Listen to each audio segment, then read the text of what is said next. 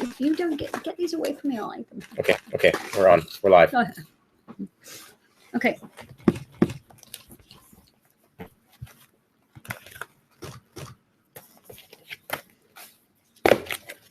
You made me get it. We're on. We're live.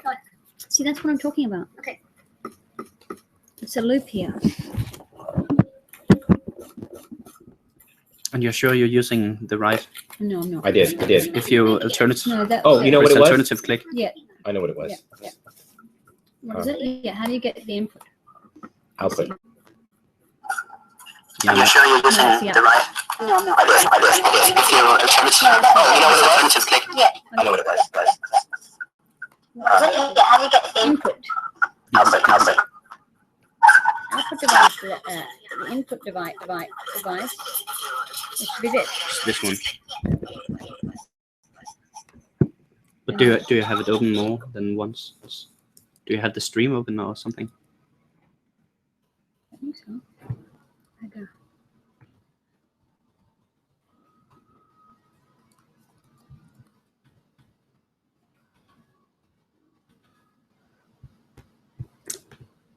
It's just a delay.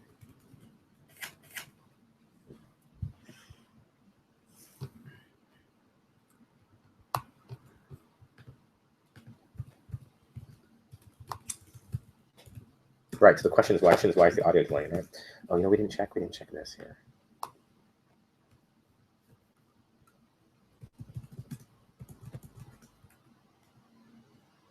We can mute the audio. Oh, right. This is muting. Well, that means the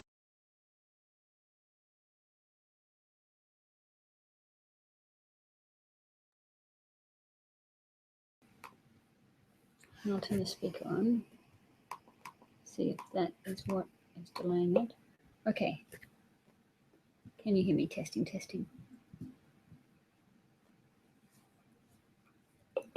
I'll turn the speaker on. It's got this loop. That's what is delaying it. Okay. Can you hear me? Testing. Very strange. Yeah, that's really strange. Can I have It's got this loop. Okay. Any sort of delay. Why is it playing back at all? Yeah, that's really strange. it's right there. Yeah, that's why. I see. You're playing the Yeah. You're playing the rebroadcast. Yeah.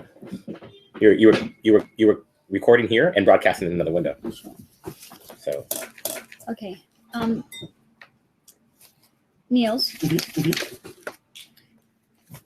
we have to get, for several reasons, we have to get the students to post their thing on their website.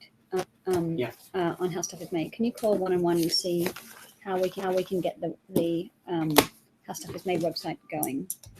That's the kind of time critical. Some information for me to. For 1-on-1, yeah. The number. Domain, yeah, and what a customer number, domain Yes. stuff.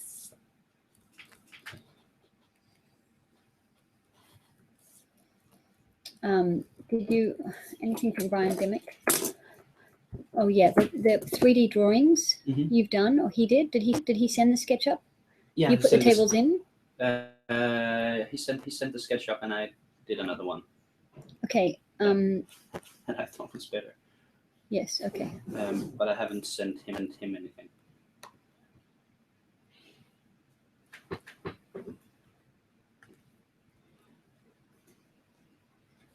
I have.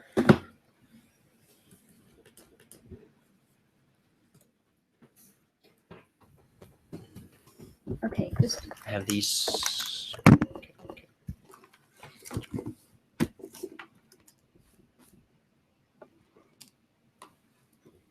Okay. Great.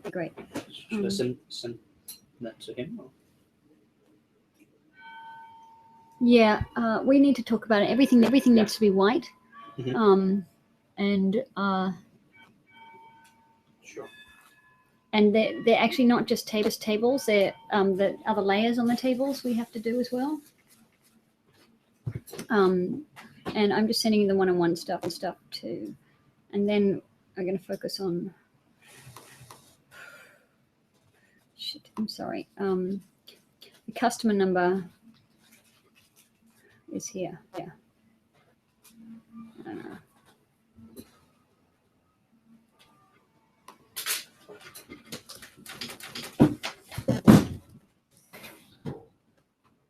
I found it's best just to call them. I think my customer number is in there. It may not be. Nope. Damn it. Can you just yeah.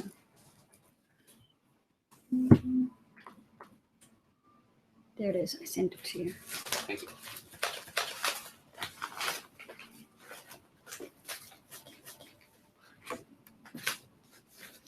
Okay. Just, I want to tell you that we're broadcasting. No. There.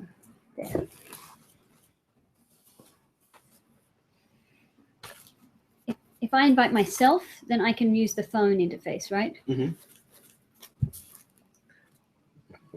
Use the phone interface to do what? I'll show you. To do it. Interesting. Invite. Right there.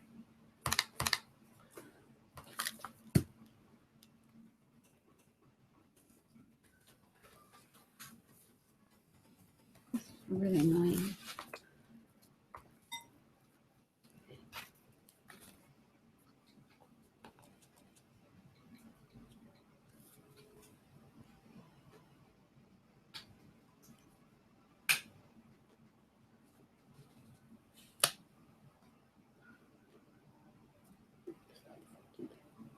This one? Yeah. That's December 21st. That's it. Accept. Okay.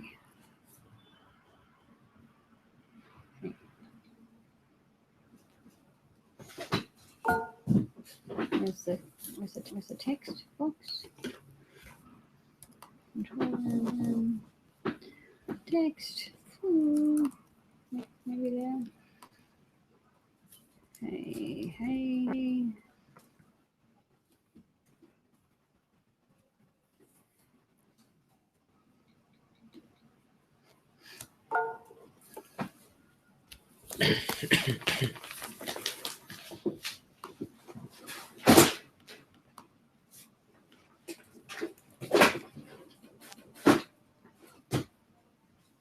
For some reason it's coming out here.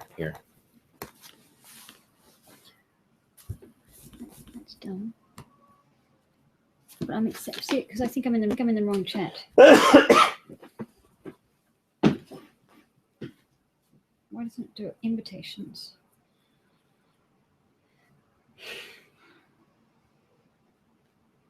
Should be on the top.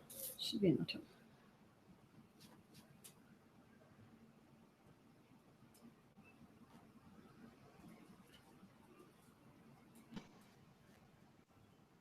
That's it.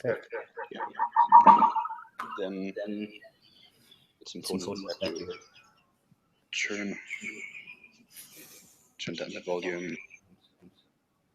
Tell me what you have to show me where to do it. Mute the microphone and turn down the volume, but Hangout doesn't allow you to turn it off entirely. So it's a good thing to have headphones nearby. I see. And another thing is you can test the audio quality from this guy if you have the headphones. If I plug in there. Yeah. And to change the camera, you can. But hang on, I want to change the camera here. Yeah. If I want to do that.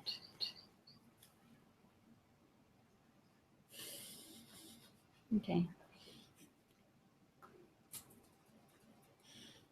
Look at my teeth. Okay. But if we want to draw. Yeah. So here you can choose which camera should be shown. Where? Just by pressing it.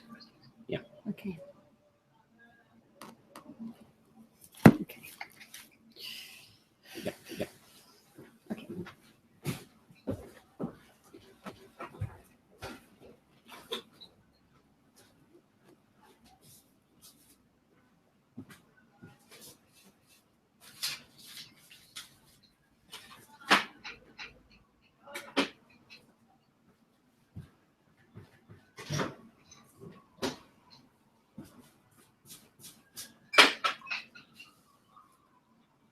Trinity. I'm okay. Really? Mhm.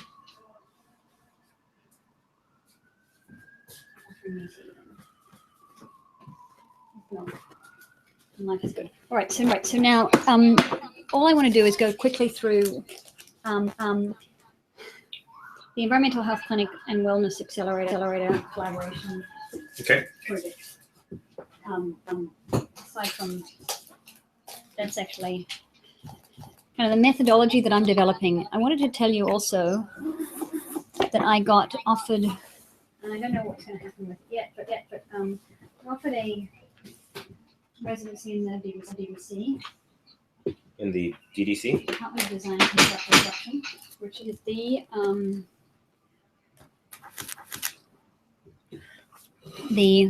oversees all the public projects in New York City. Okay. Public buildings, public plazas, public shoreline, Department of Design and Construction. Yep. And I am the first artist in residence. They're inviting in there to shake things up. Yep. Completely Yep. change and transform post. Very explicitly with this idea that in fact, chocolate. No maybe? thanks. No? As I understand it, and I will confirm this, they are asking me because they think I'm the biggest shaker-upper they can. You're a pretty big shaker-upper. That they could possibly attract for basically no money, and the great honor of being called a shaker-upper. So it just means all the ideas that we've been talking about, I get to play out on Yep. New York City as well. So here's what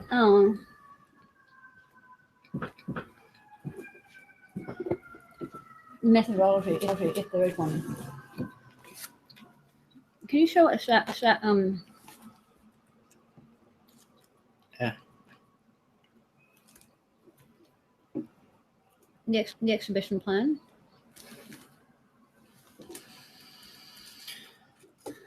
The one on Evernote.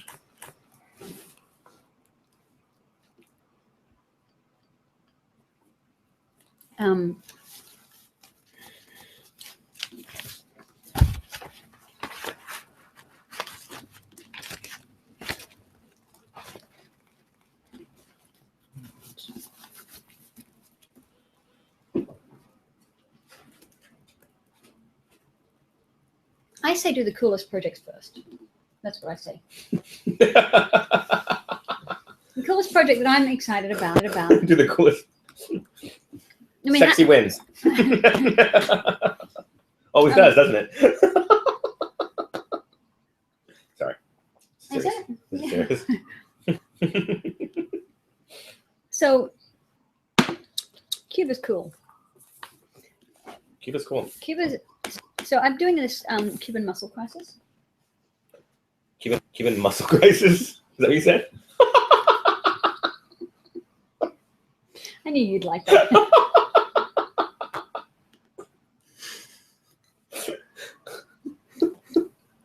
I was like, what?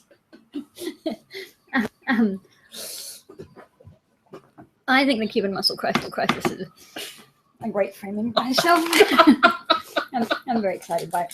So the Cuban muscle, Cuba, we're doing an open tech thing in March.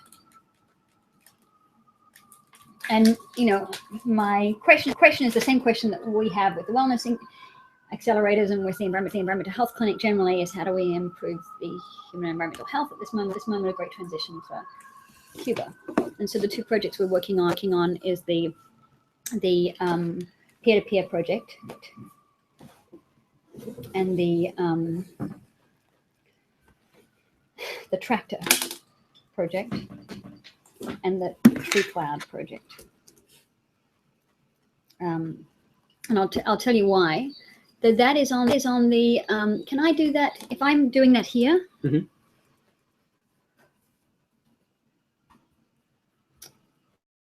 If I'm doing that, Man, this chocolate's good. it's good, isn't it? Yeah.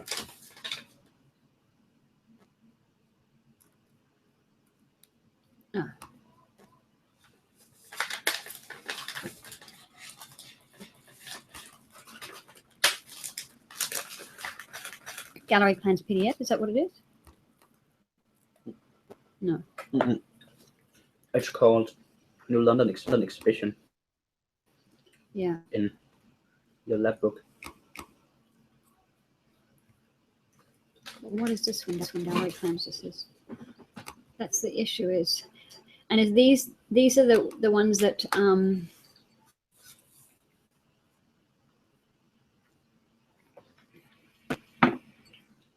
okay. So in order, the first one is Connecticut College.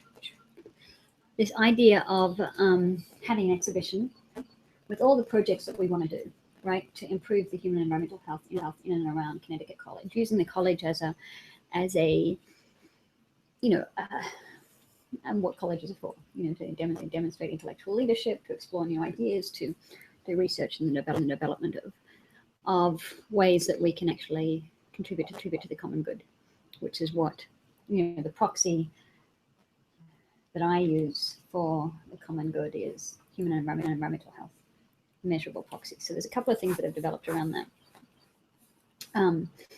So Connecticut College, this is the little cool kind of workflow thing that I like about the exhibition. The thing about an exhibition versus a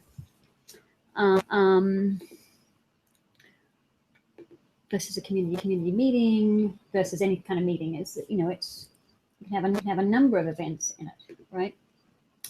You're getting both the social interaction and the value proposition for each effort, and they're not necessarily tied together, so they can actually work on their own timelines based upon interest and exactly. Right. But this is how we're setting up the exhibition. Instead of just having the table and the meeting with the whiteboard, which is, you know, what happens around a whiteboard is really interesting, is because you know, you get this improvisational, you get alignments happening, you get people doing stuff, but you don't actually have the concrete plans. You have the PowerPoint, and that disappears, right?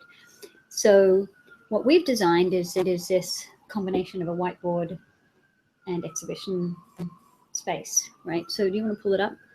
So in effect, we have the plans of what we're going to do in each one of these things, what we're going to do, the new bridge that we're building, and on top of it is a piece of glass that is a glass whiteboard. So you draw on top of it.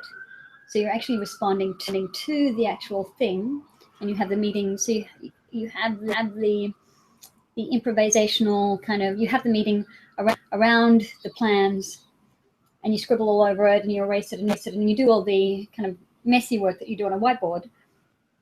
But you actually have the detail and the concreteness of the bridge design, for instance, that we're exhibiting. This has got the headphones in it. So, but can you have a closed up version? I suppose we could. And can we make all the walls white? Mm-hmm. And it just looks, and everything white. Yeah. It Sure. just looks doesn't look pretty until. So there's two things. There's the internal exhibition, and I'm pretty excited about this idea of how to change the focus meeting, community meeting, and the propositional designs, because I know that, you know, getting people around a table to design something is pretty bad. You usually get really trite ideas, or people have their existing ideas, or, you know, and getting people to develop ownership of an. What works, I found, is community groups. While they're not all great designers or systems designers, they are good at recognizing what they like and what they don't like. And so if you give them something concrete enough to say, oh, look, that's not going to work, and this, I can pull Vinny into this, and he can support this.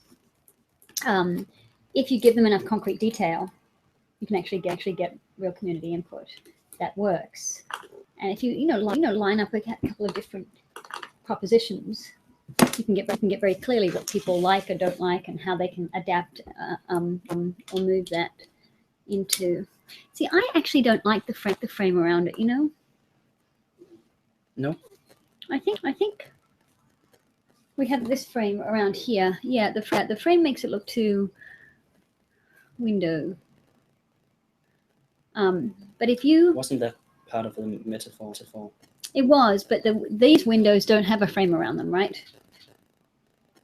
They're just a glass. They're kind of looking through to the proposed future. But there's an outside. Yeah, there's an outside. Yeah, Yeah, but it's something. It's less whiteboard and more, prissy portrait. If you know what I mean.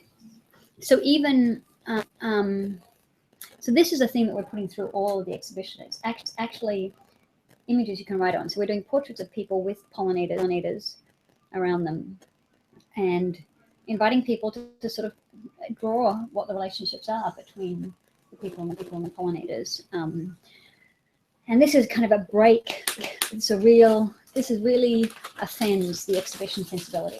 So you never write on an image, right? So it's a very big difference between an exhibition space or an art space where you're constrained by how close you can stand next to a image. There's often rope around it. The kind of preciousness of the image is not to be adulterated. Versus what I'm saying is it's an exhibition space for community organizing, where it has it has a lifetime. We have a number of events. We invite different meetings in to get different input. And yeah, anyway, so that's the role of the exhibition. So I would propose that we look at so there's the internal exhibitions. There's I talk a lot about external public exhibition, public experiments and actual prototypes. But now I haven't with here.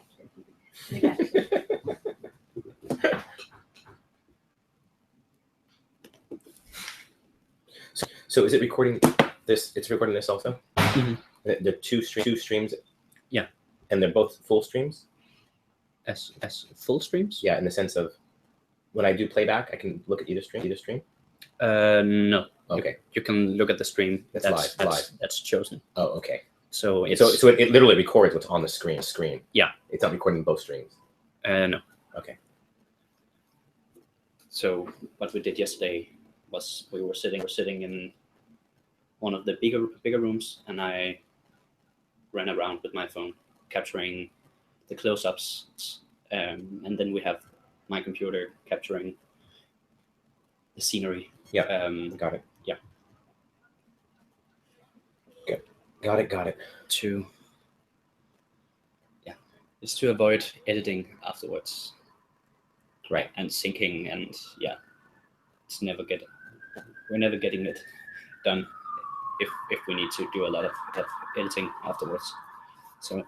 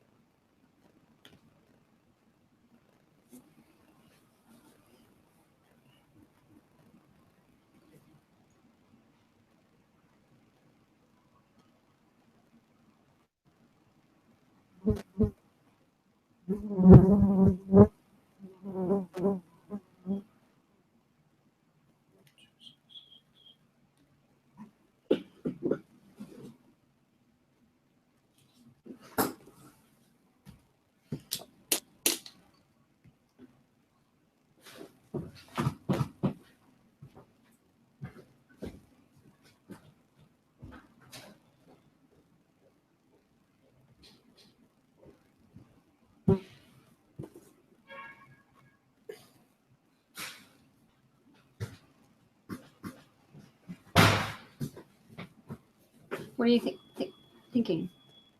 I was processing this new seed that you've given me in the context of how it brings in another dimension to the building rapport within the community. That's exactly right, because I have this issue, and I think you have it. That's why you know what you point to is how do you enlist and make people feel local ownership of this, right?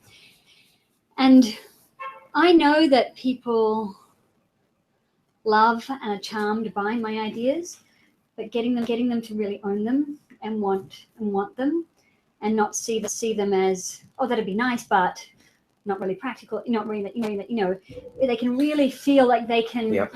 It's something that they can own as theirs, that they've contributed to, that they've adapted, that they've locally kind of really. Look, I have something I'm going to give you. Okay. Yes. I'm going to write it up. But it's funny. It's funny that I think we're finally coming to a place where,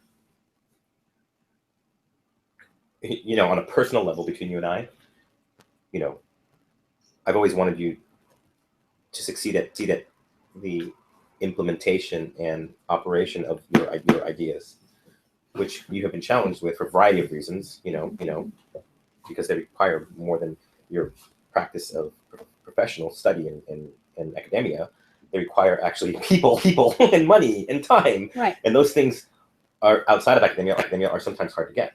Right. And so that's always been a thing for me whenever I've tried to help you. And so that's a lot what visual ops win. Right. Right. So with the vision of what visual ops can bring to the table is that on these each of the installations that you have, right, each of the stations, so to speak, exactly, has this operationalizing plan. Right? Well, moreover, yeah. Okay, this is where it gets exciting. Right. The plan that I showed you, right, is you can break it up with just objectives, which is very smart because then it leaves the objective to be created by the people. Right. Like, look, we don't care how you get here, but you have to achieve this milestone. Right. Right. Improving equality. Right? Yes. For instance. Right. And you're gonna break that down into a few different objectives, right? But then the objectives break up into strategies and tactics. Okay, and then at the tactical level, we designed it to be all interfaced through text. Right. So anyone can say, "Oh, I'm going to jump on that tactic and I'm going to own it. Here's my number." Right. And I own it now. Right. Right. Right. And so that immediate sense of like ownership. Yeah, exactly. And part of the system. So I think that's the text version of what happens around a whiteboard too sometimes, right? Yes, because the problem with the whiteboard is that people feel sometimes shy. Exactly. Or they don't know how to say what they want to say. Right. Some people are very, very good at working at whiteboards. Yes, and some people like, I know I'm really good, but I hate doing it because I can't spell. So I have an immediate bias of like, oh, I'm gonna go up there, but I'm gonna not say certain things and not use certain words because I can't spell them. And that's my truth. Right. So we all have ways that we can contribute. Texting is an interface that I really like, as you know from the I really being able to text with non-humans is a whole way of developing a rapport and developing a kind of informal but intimate relationship that kind of gives the ownership of a place. Yep. By using the motif of the non-human. But yes, so I like that. But I also like this. The thing is, the exhibition then doesn't just exhibit, here are some finished plans, right, which is what the DDC has. Here are some plans, and here is our process where they go through this formal review process. In between, you can have these events, you can have cocktail parties, you can have school kids come in, you can have these events where people come in and you talk about the issues and they can contribute and can review them. And so you have more diverse forms of review and input. Look, love it. The reason why the text is so important now you're saying it, right?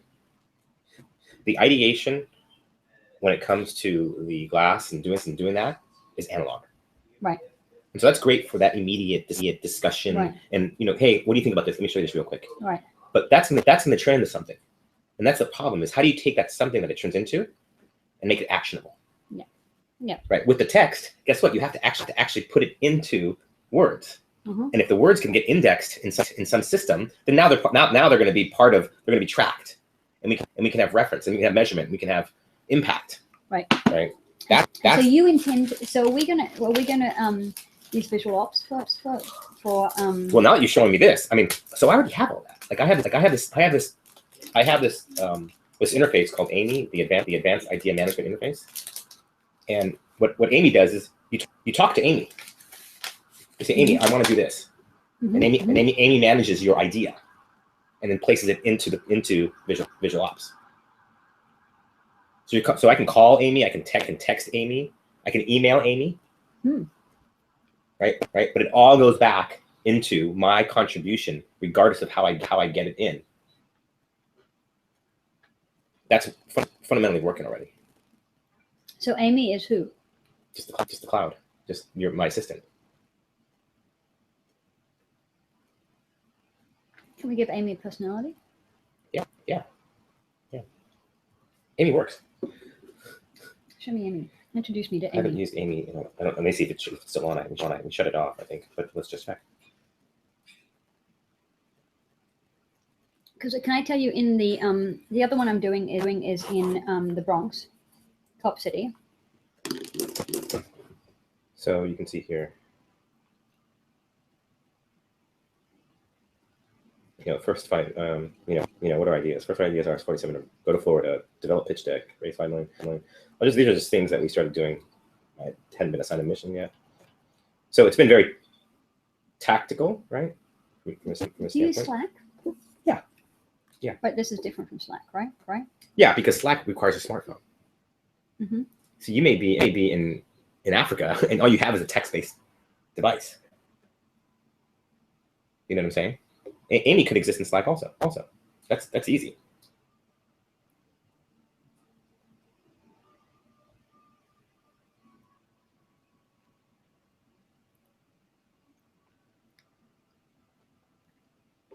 Okay, yeah, Amy's not up.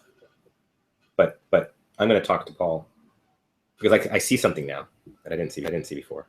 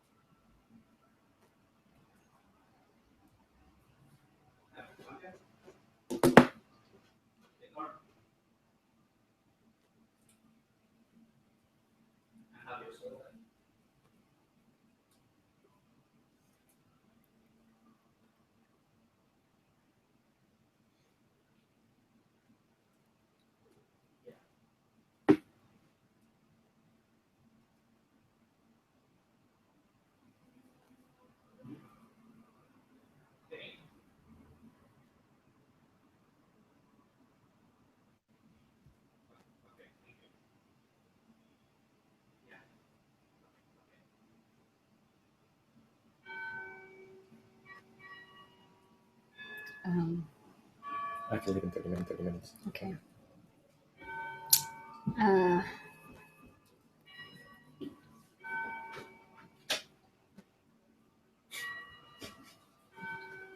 So one doesn't host your website. How stuff is made.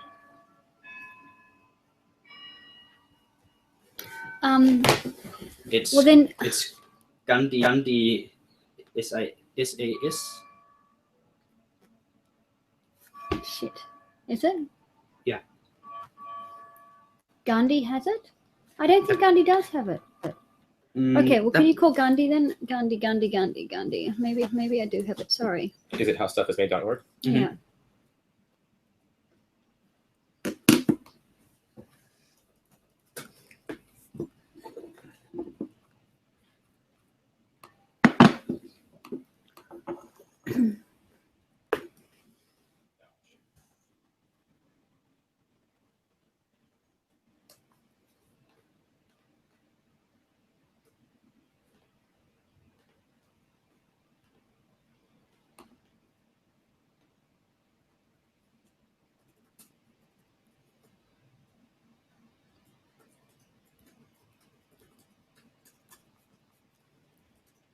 Okay. The thing is, it's hosted on NYU. Maybe not. Yeah, it is on Gandhi.net. But that's hosting. Shit. What's the term? Okay.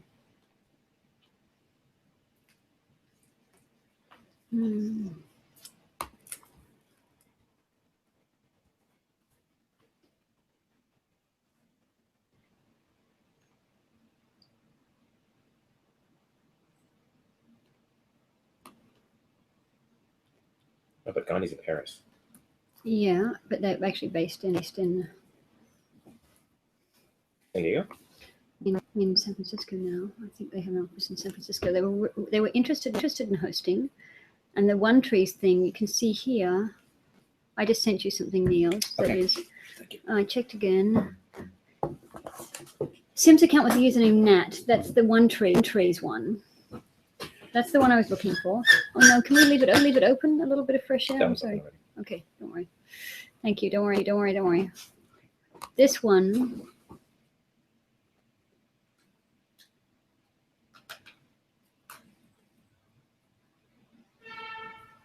And this one.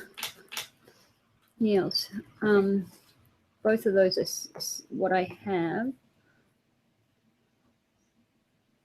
Media Wiki. I don't know what that is. No, that's maybe not it. How are you checking Gandhi? I didn't try. I just did the internet. Just. Okay. And it says it's being hosted. It's being hosted. Hosted or it's being Hosted. They did the. No, it's being hosted.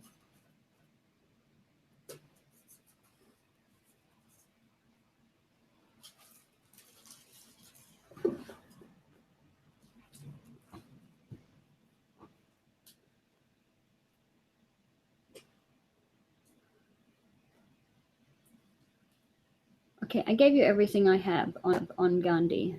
Okay. Who is data verification reminder? They have my. I have this NJ 102.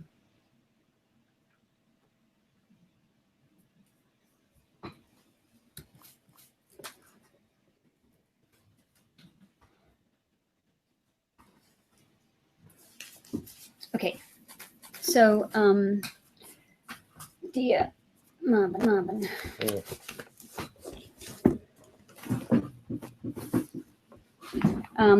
So I like this exhibition. The whole thing of having an exhibition. Exhibitions come in multiple forms. Can you pass me an actual pen that doesn't leak? No, there. Right.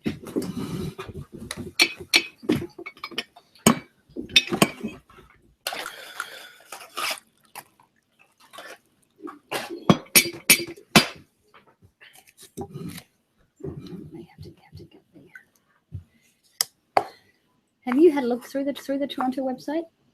Is it a total mess? Let me see. It looks okay. Um, You're thinking about the post-it notes? I'm thinking about everything. I have to see the post-it notes, but the public doesn't, right? Yeah. Correct. Everybody else does. Oh no, I'm not seeing. Have to be logged in to see them. Okay. But if I go to extra, why can't we just go to Toronto? It's a WordPress thing. Being redirected to the main page when you log in.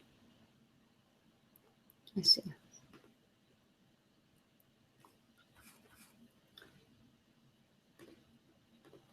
Okay. So I've got this thing here.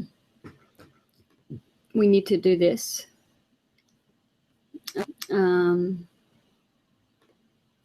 Table of contents, table of projects. Yeah, but it's only the 3 notes. Okay, but we have to act on them. We'll act on them once he goes away. Accelerators. So where were you hoping to do this space? Well, I'm doing it in Connecticut College. The exhibition opens in January. So one place we're doing it. It opens in January. Yeah, this exhibition opening. And January what? January 25th. Oh, okay. But there's January two 2. things. There's two things that it does. That in addition to each of the exhibition, I showed you the exhibition plan, right? We have to get that to tonight before I go to Connecticut College. We have to get this thing to Nadav. Okay. The final list of projects. I have to not miss the. I'm going to turn this off.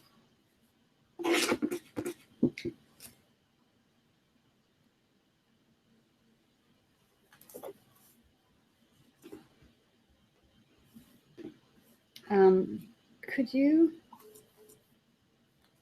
call? Oh shit!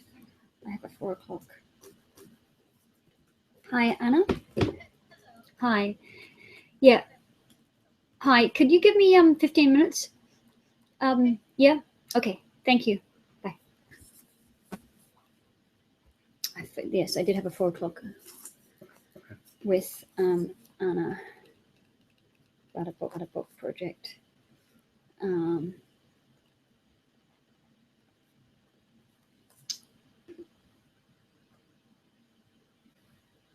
5 o'clock, 5:30 with Cuba. With okay. What are you gonna do on the Cuban Missile Crisis?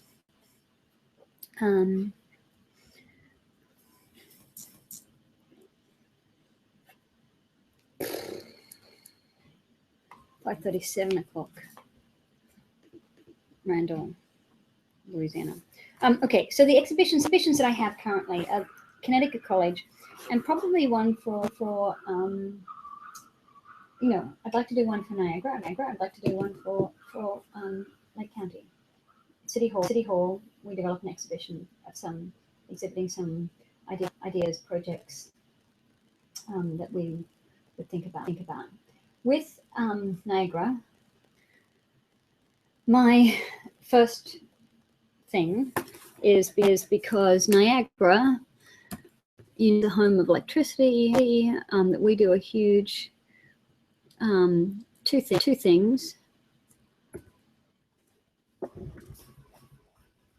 Maybe we can invite Tesla. Oh, to be there? Well, just to be, Yeah. because it also is the end of the road from California, right? And if you can drive from Palo Alto to Niagara Falls in the Tesla, doing recharges the whole way, that's a big thing. Why is that the end of the road? Why do you call it the end? It's the end of the road in the sense of driving across America. Is it? Yeah, because it's at the border, effectively. Yeah.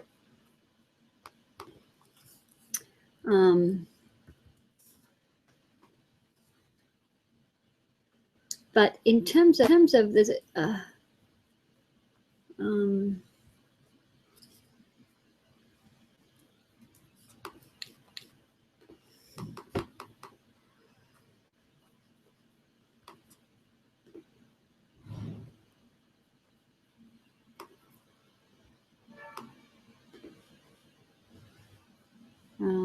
it's right there, huh? Lake Ontario, Buffalo. What's that? That's not Lake Ontario. What's that? Oh, that's Hamilton. No, that's Hamilton, New York, or that's Hamilton. No, it's Hamilton, Canada. Canada. Where's Hamilton, New York? Is somewhere here.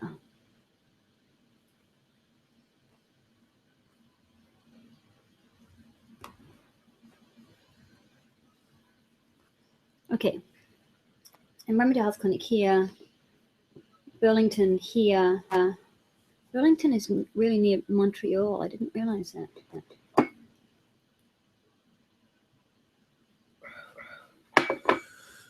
This is the whole food distribution.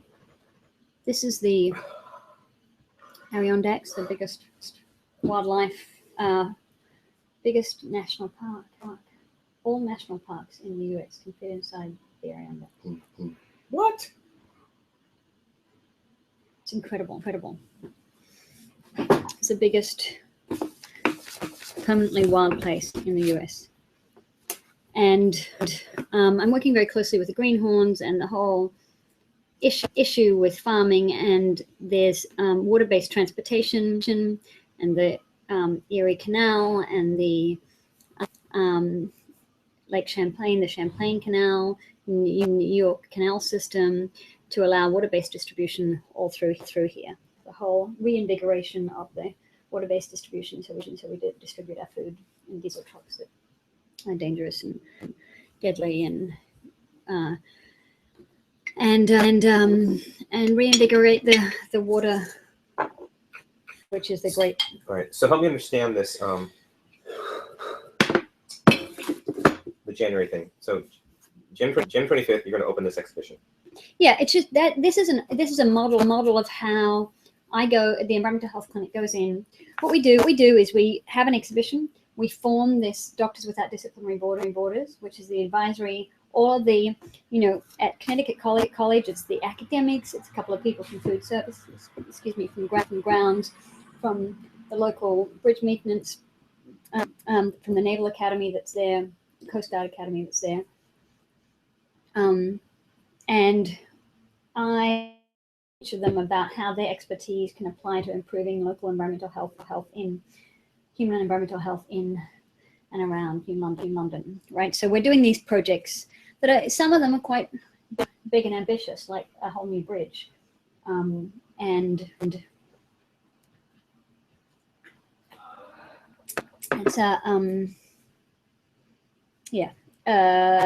and many of them are about transforming energy systems, food systems, and other things.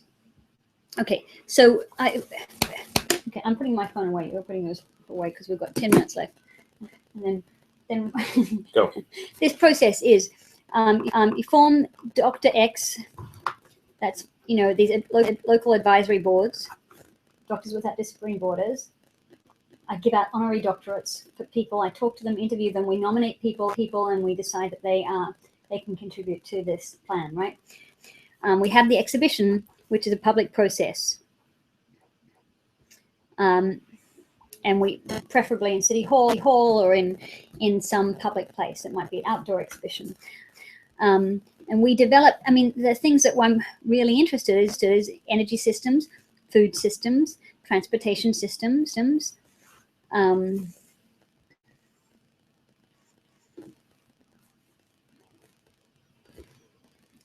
distribution systems. All of these become are all measured the success of radically transforming them to improve human and environmental health. That's our metric of success, right? Our one goal is human and environmental health, right? And all of these infrastructure. This is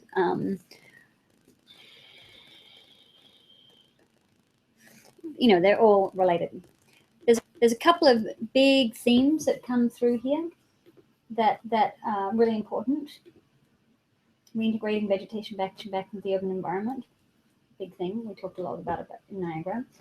Changing energy systems away from these centralized monopolies into distributed local power production, and this very idea that we can design urban environments to not only lessen the negative effect, but actually improve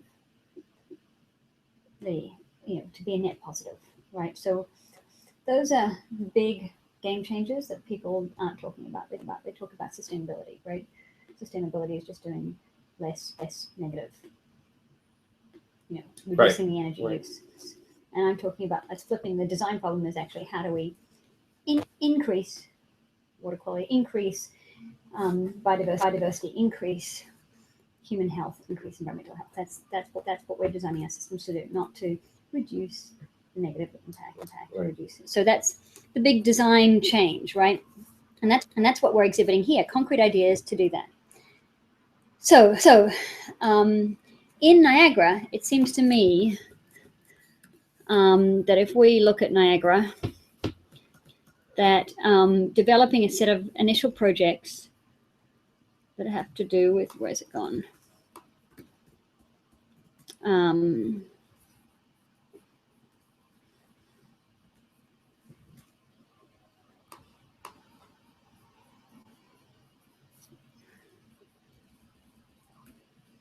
Nikola Tesla.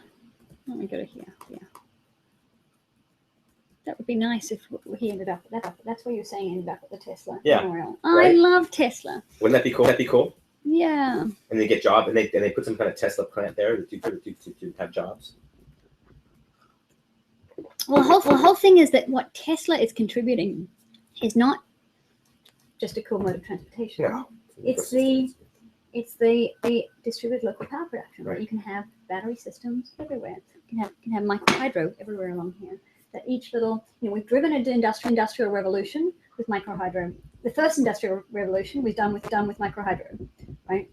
And now we have micro hydro and batteries and other ways to do energy systems that don't degrade the environment, right? Aren't big fracking, gas pipelines, tar sands, all the other crap that is here. This is where. Look, I can get the Attorney General of New York to enable us to put a Tesla power station here for the car. Okay. Because that's the issue.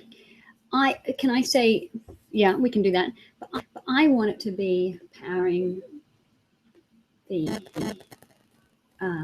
biggest data center. I want to put data centers here. So let's put a data center in Niagara Falls. And let's do it based upon hydropower. Yes, exactly. And that will improve water quality. Not only will it be powered by the water, but it'll actually improve water quality. Because it's aerating or something like that? Aerating it, we'll have a whole lot of strategies to make sure that it actually has a positive environmental benefit. Because the Tesla car, we can do something with that. We can add to that too, but what I like that idea, what you're saying, because a facility for data storage and cloud computing, all based upon Niagara Falls. Yes. That falls in line exactly with what you're talking about.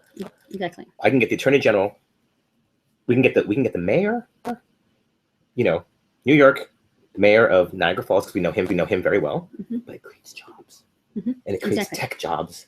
Exactly. And this population needs that. Exactly. This is the fastest growing sector of the fastest growing sector of the economy. The digital economy is based on the doubling of data storage each year. Yeah. And it's got to be done well. It's got to be designed well. This is the infrastructure that we're designing now. So doing it here, I don't know where, but we can do it hydropower, easy. We can have, and people can, What kind of hydropower? Just turbine type thing? I like micro hydro, but how does micro hydro work? Is it a spinning thing or something? Yeah, it's just a turbine. It's Right? turbine. Generates electricity like a coal-powered power plant. Right. Drives a turbine. But the thing about Niagara is it's got power up the wazoo. Right. It's got, this is the power center of the right. And so my point is this, right? The reason why they don't want to do it, somebody is going to get angry because it's taking away the monopoly. We've got to show that this the message is important here. It's the new form of. And there's going to be some legislation that says, oh, you can't do that because you can't generate power from the falls unless you fall into this. Think about it, right? That's where the power came from the beginning. And so we have to create a movement around a message that says, look, we're not trying to cannibalize the beauty of the falls or change what was originally created, because originally it was created that way, right? The falls was used to create electricity. This is the reason why Tesla is there, is because this was where this innovation. Great story. And this is where the innovation of power happened in this country. I love it. Wait till Dyson. It's all about power. New forms of energy production. We're not breaking monopoly. We're doing new forms, right? It's data centers. It's, they don't have monopoly yet on data centers, right? And the same is true for Lake County. Lake County, what's the biggest issue in California? Water. Lake County is, we're just post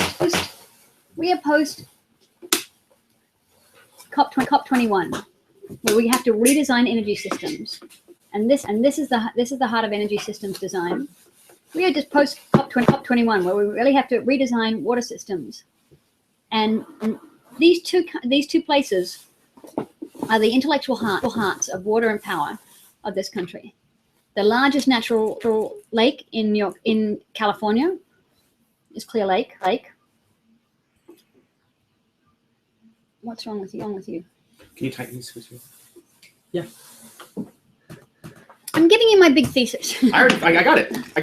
for power for Yeah. Niagara. Yeah. Listen. You got it. I got it. Now you just got to figure out. Okay, but Go. But California is the same. Lake County is the same exciting issue, right? Do you know the Nobel Prize winner, Eleanor Ostrom? No.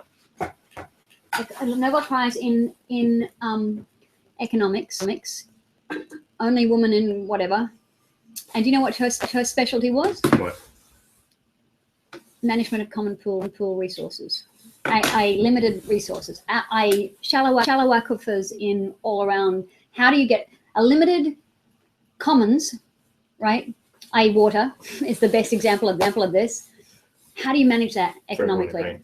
And she is the icon. I mean, she couldn't be a better way to do this. So in terms of the share economy, Eleanor Ostrom wrote the rule book prior to Airbnb, but actually for real. Right, the real share economy. Yeah. And she showed how it works in a little village in Switzerland where the cheese growers for 700 years had been using the same limited resource, commons resource that they all graze their goats on. They all have their little private enterprises, and they all share this commons, and they do it well. Are you listening to me? This is my big thesis. Yes. I get it. And the same is true in Nairobi, where it's also a shallow aquifer-driven economy, right? Agricultural economy, where there is a recharge and a non-recharge time. Okay, now I'm getting interested in that.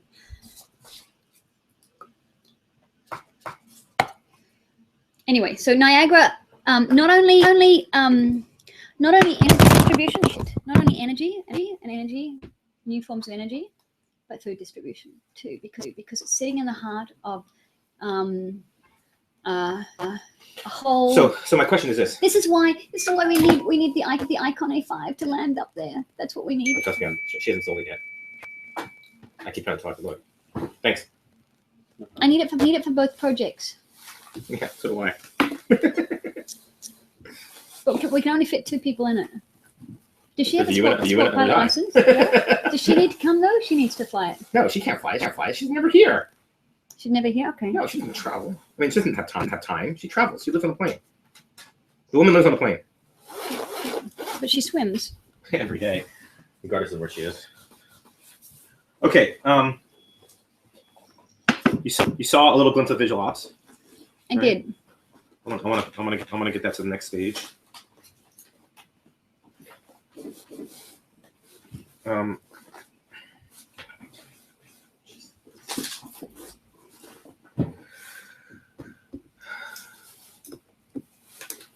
You're leaving tomorrow or tonight or whatever. Are you leaving? No, just away for a day. Wait for the day. Yeah. Each 3-hour drive each way. That's 6 hours in the car for one. I'm going on a train. On the train. Okay, I will let you know where I end up. You let me know tomorrow? If I know tomorrow. What, so she's getting the test tomorrow? Okay. Taking the swabs. You gotta get that. Okay. I do. Okay. All right, sir. Thank you so much. Nice meeting you. Keep in touch. Yeah.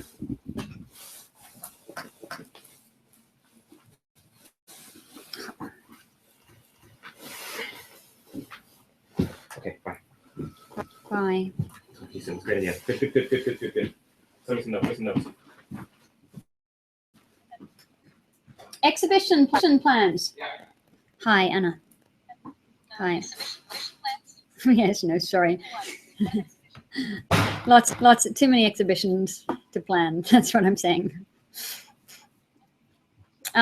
Okay. Just let me. Oh, nice to see your face. What a lovely face you have. I don't, but I'm very much liking your face. I have to say, what a lovely face you have. Very handsome, very beautiful. Very dramatic face.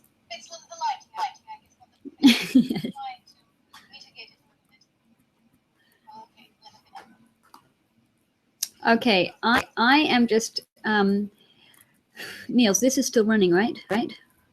Okay. We're being recording on our end too, right? Okay, good. So let me pull up your questions, which I think are pretty interesting. Because it was really important to me, as you seem to point out the let's say the aims and the strategies which underlie the projects. That's the questions. Yeah, and I would just like to I'm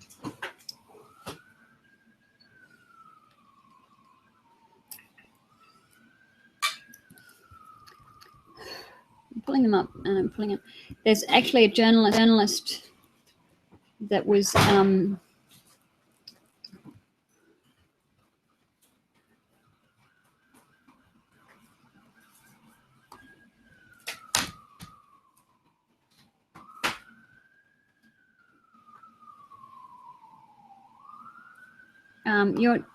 is it not a double N? Udina, yeah, it is double N. Yes. Let's see.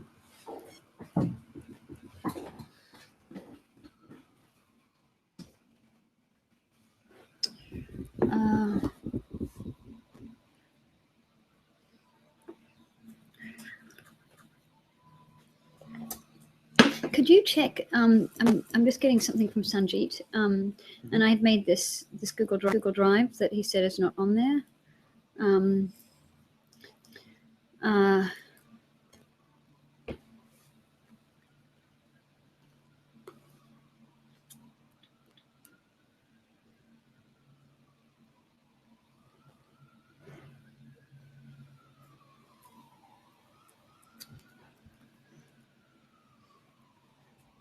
The peer-to-peer projects.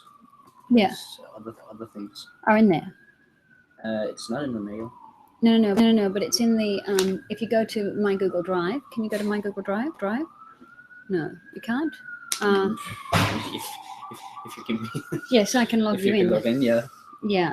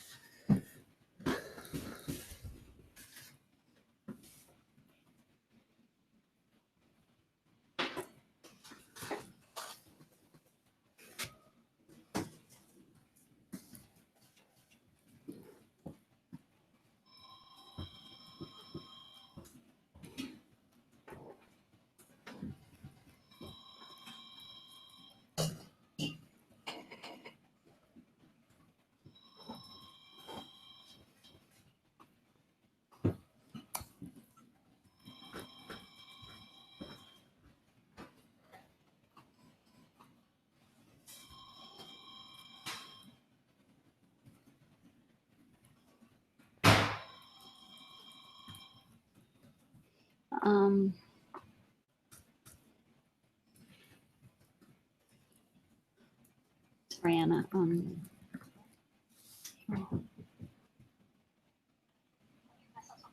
Yeah, do. So sorry.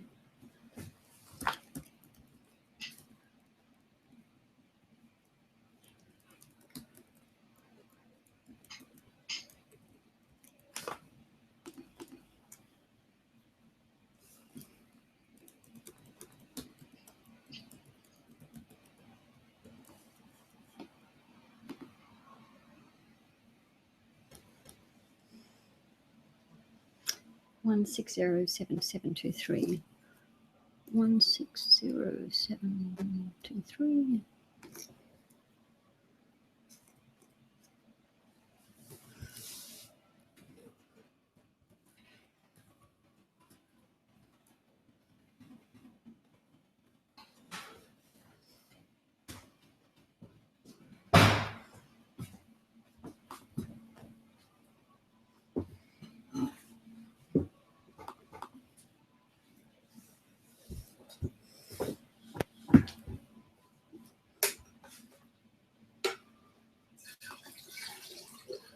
Thank you. Me too.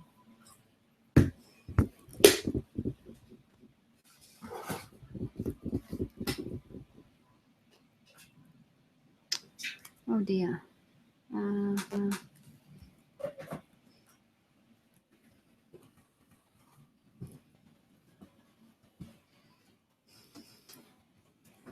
might be double booked.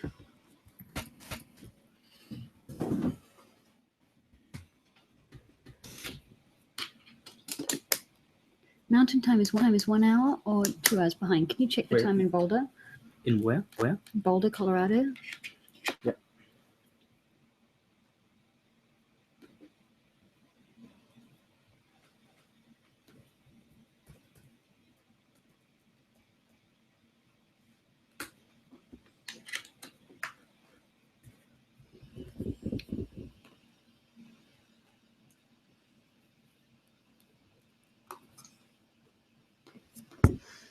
Okay. Anyway, I have the things in front of me. And sorry. And just. Finish something? Yeah, I'm actually trying to get. There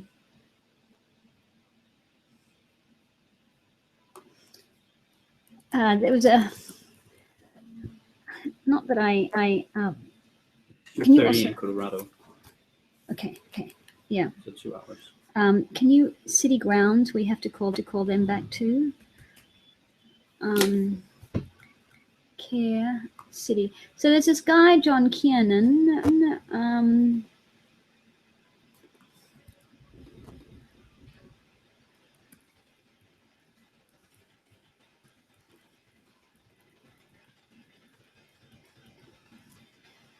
On what's your term? Third generation cities? Second generation city? So I just don't have it in front of me. Third generation city, yeah. And what's the first and the second for the this to be the third to differentiate? First is let's say pre-industrial cities. Then we have the second generation industrial type cities, and the third generation of industrial. I see the post-industrial. I see. Yeah. Which actually are, I guess, are going to have under construction. So we're kind of in the in-between time, and we should see the third generation city happening. I actually participate, contribute to make it. So. Yeah, I wanted to, there's this guy, John Kiernan, and I'll send it to you. He's an editor at Washington Post and various places, and he does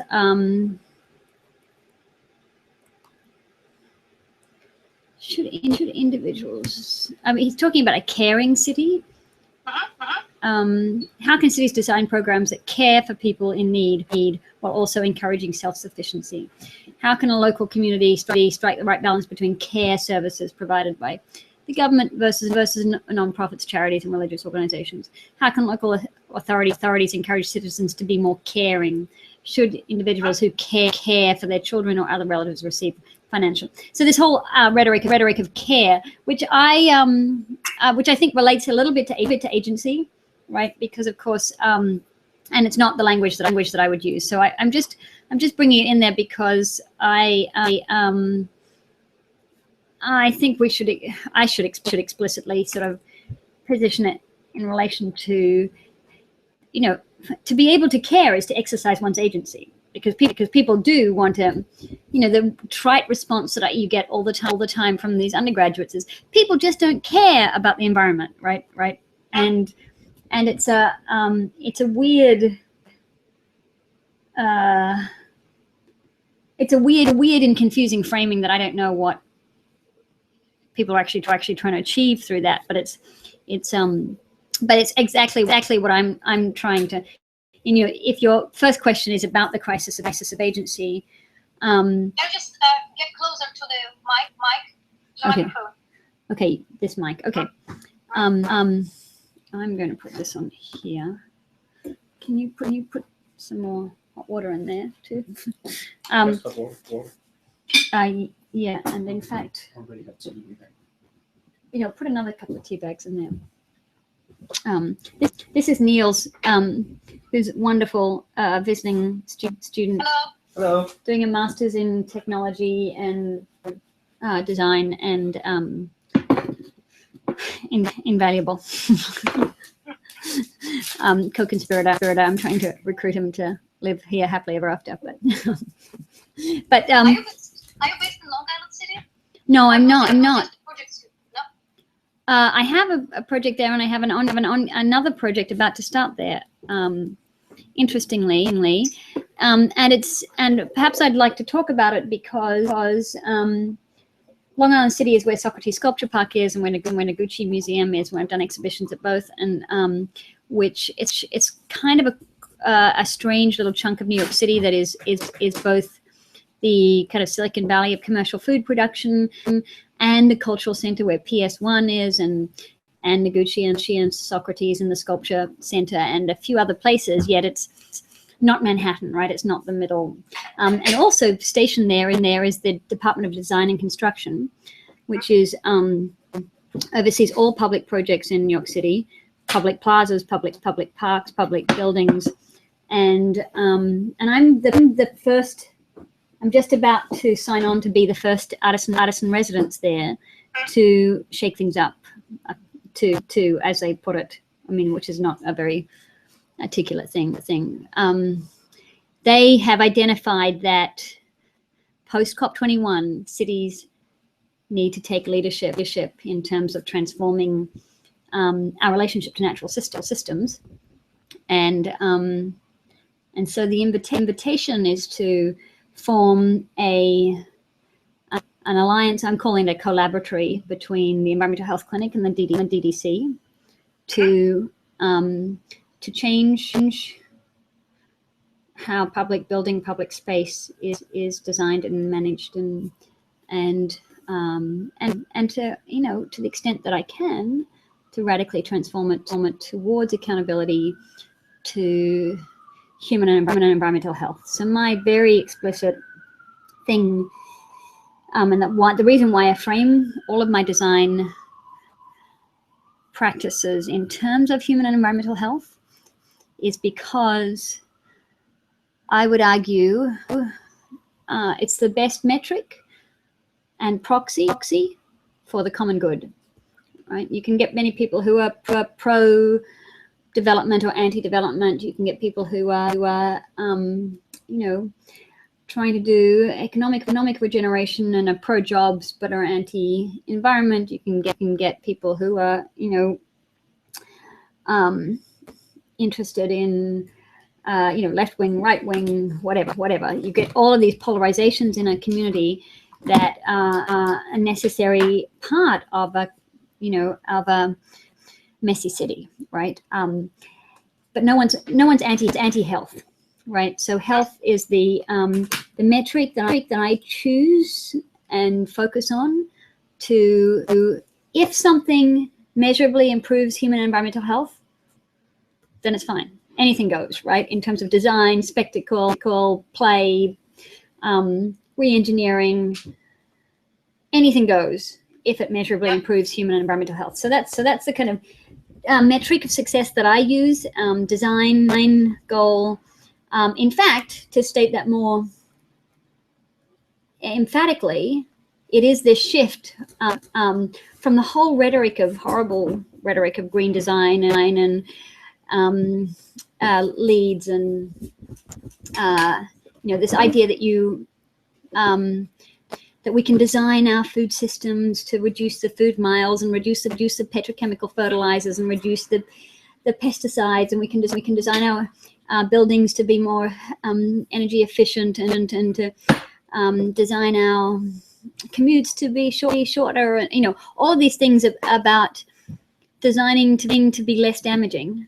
When I would argue that's necessary but radically insufficient, right? That the design challenge that we face is how do we design in such a way that we improve human and environmental health, right? That we increase biodiversity, that we increase air quality, that we increase water quality, that we measurably improve human and environmental health. So it radically changes the design bar from being environmentally friendly or sustainably designed, or all of those words that I just don't actually use and I find completely not only useless but obfuscating and unwieldy, and even things like desirable characteristics like resilience. We want a resilient city, right? Well, how the hell do you measure that, right? It's completely unmeasurable, and if it's unmeasurable, then we can't use it as a way to argue biodiversity, also rather unmeasurable. So we have to use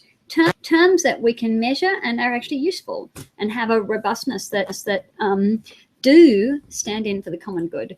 And all of the terminology that's been developed in terms of environmental design, I think, falls short, which is why I translate everything into human and environmental health.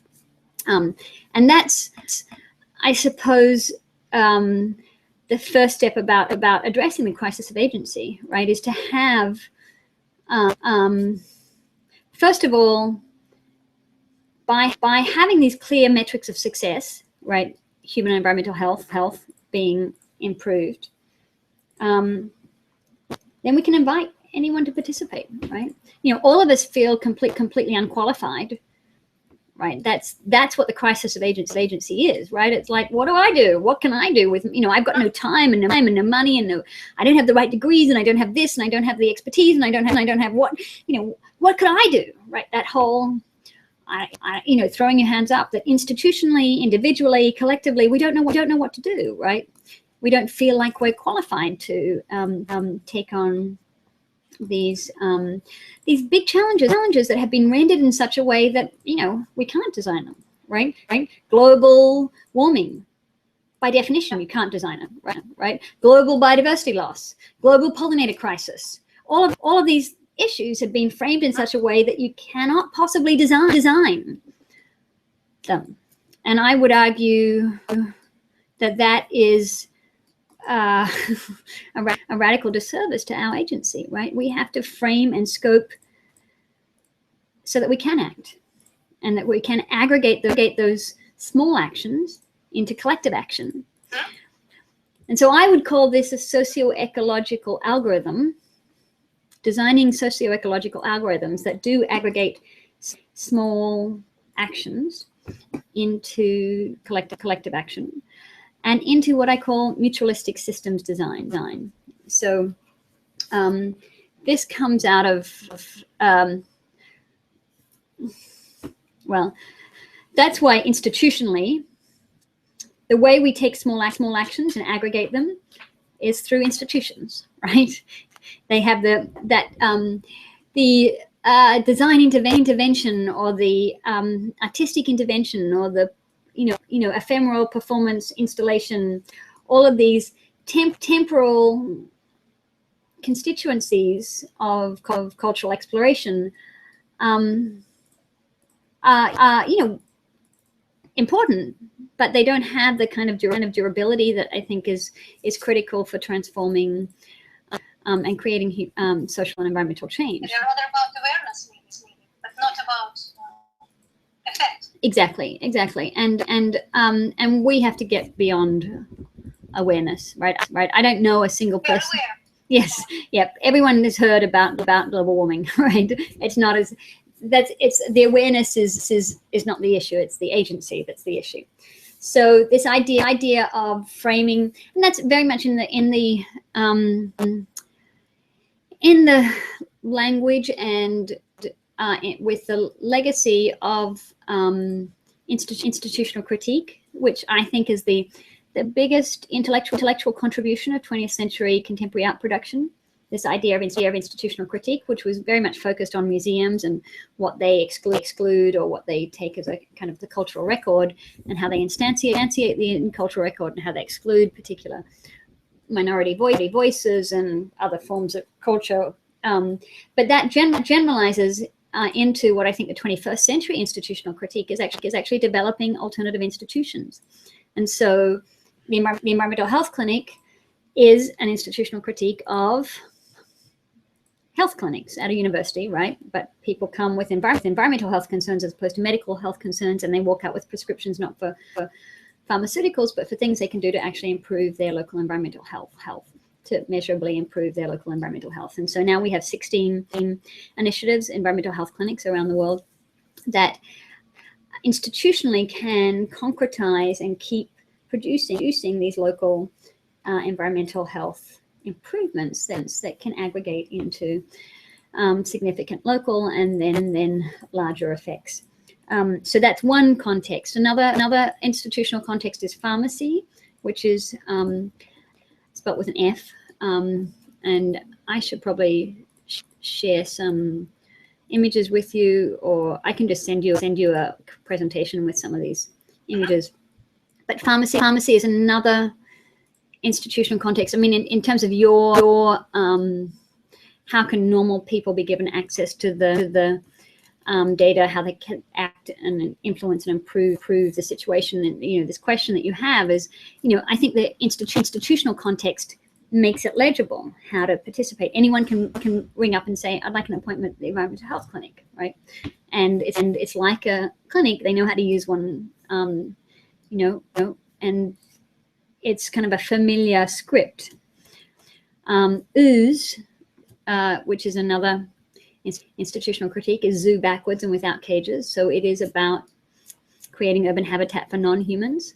Pharmacy, spelt with an F, is has the charge of exploring and designing food and food systems that increase environmental health, build some soil, build and increase local biodiversity, improve air quality, improve water quality, explore closed system agriculture, the reintegration of vegetation back into the urban environment, sail-based freight, and many other ways in which we can distribute our food in such a way that it doesn't degrade our cardiovascular health and give our kids asthma, right?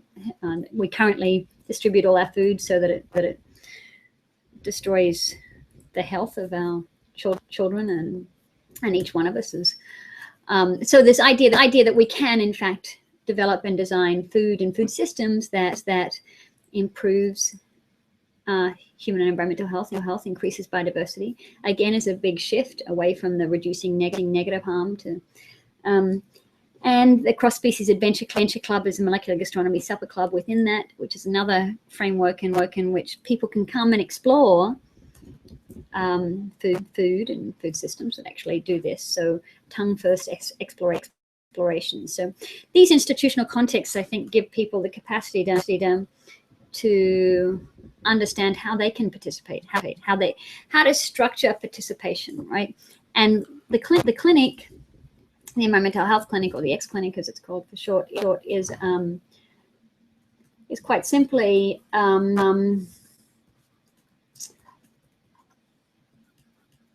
it's a space for co-producing a future. For you come, it's a volunteer. You come with your own concerns. No one's forcing you to come. No one's paying you to come. No one's. It's I have this concern about local air quality, indoor air quality, or outdoor air quality, or the population of birds in my local park, or what do I do about it, right? So the Environmental Health Clinic makes a space where we can discuss that and discuss what kind of material designs could be effective in this context. So people come with their environmental health concerns, and then we discuss and co-produce, and it creates a space for doing that. That is durable, that is ongoing, that is this is an important as important as a pediatrics office, right? Improving our, this whole argument is that in fact we can affect more people positively. We can affect the common good with this external view of health, right? One that's not one that's internal and atomized, and the silver bullet or the pharmaceutical, the medicalized view of health as illness, but this view of health as in the air quality in this room, and the shared food systems and energy systems and distribution systems that that impact us all, right? So being able to redesign those is part of that. I get that the medical system chooses to deal directly with the body because it kind of decided that it can't do anything with the environment.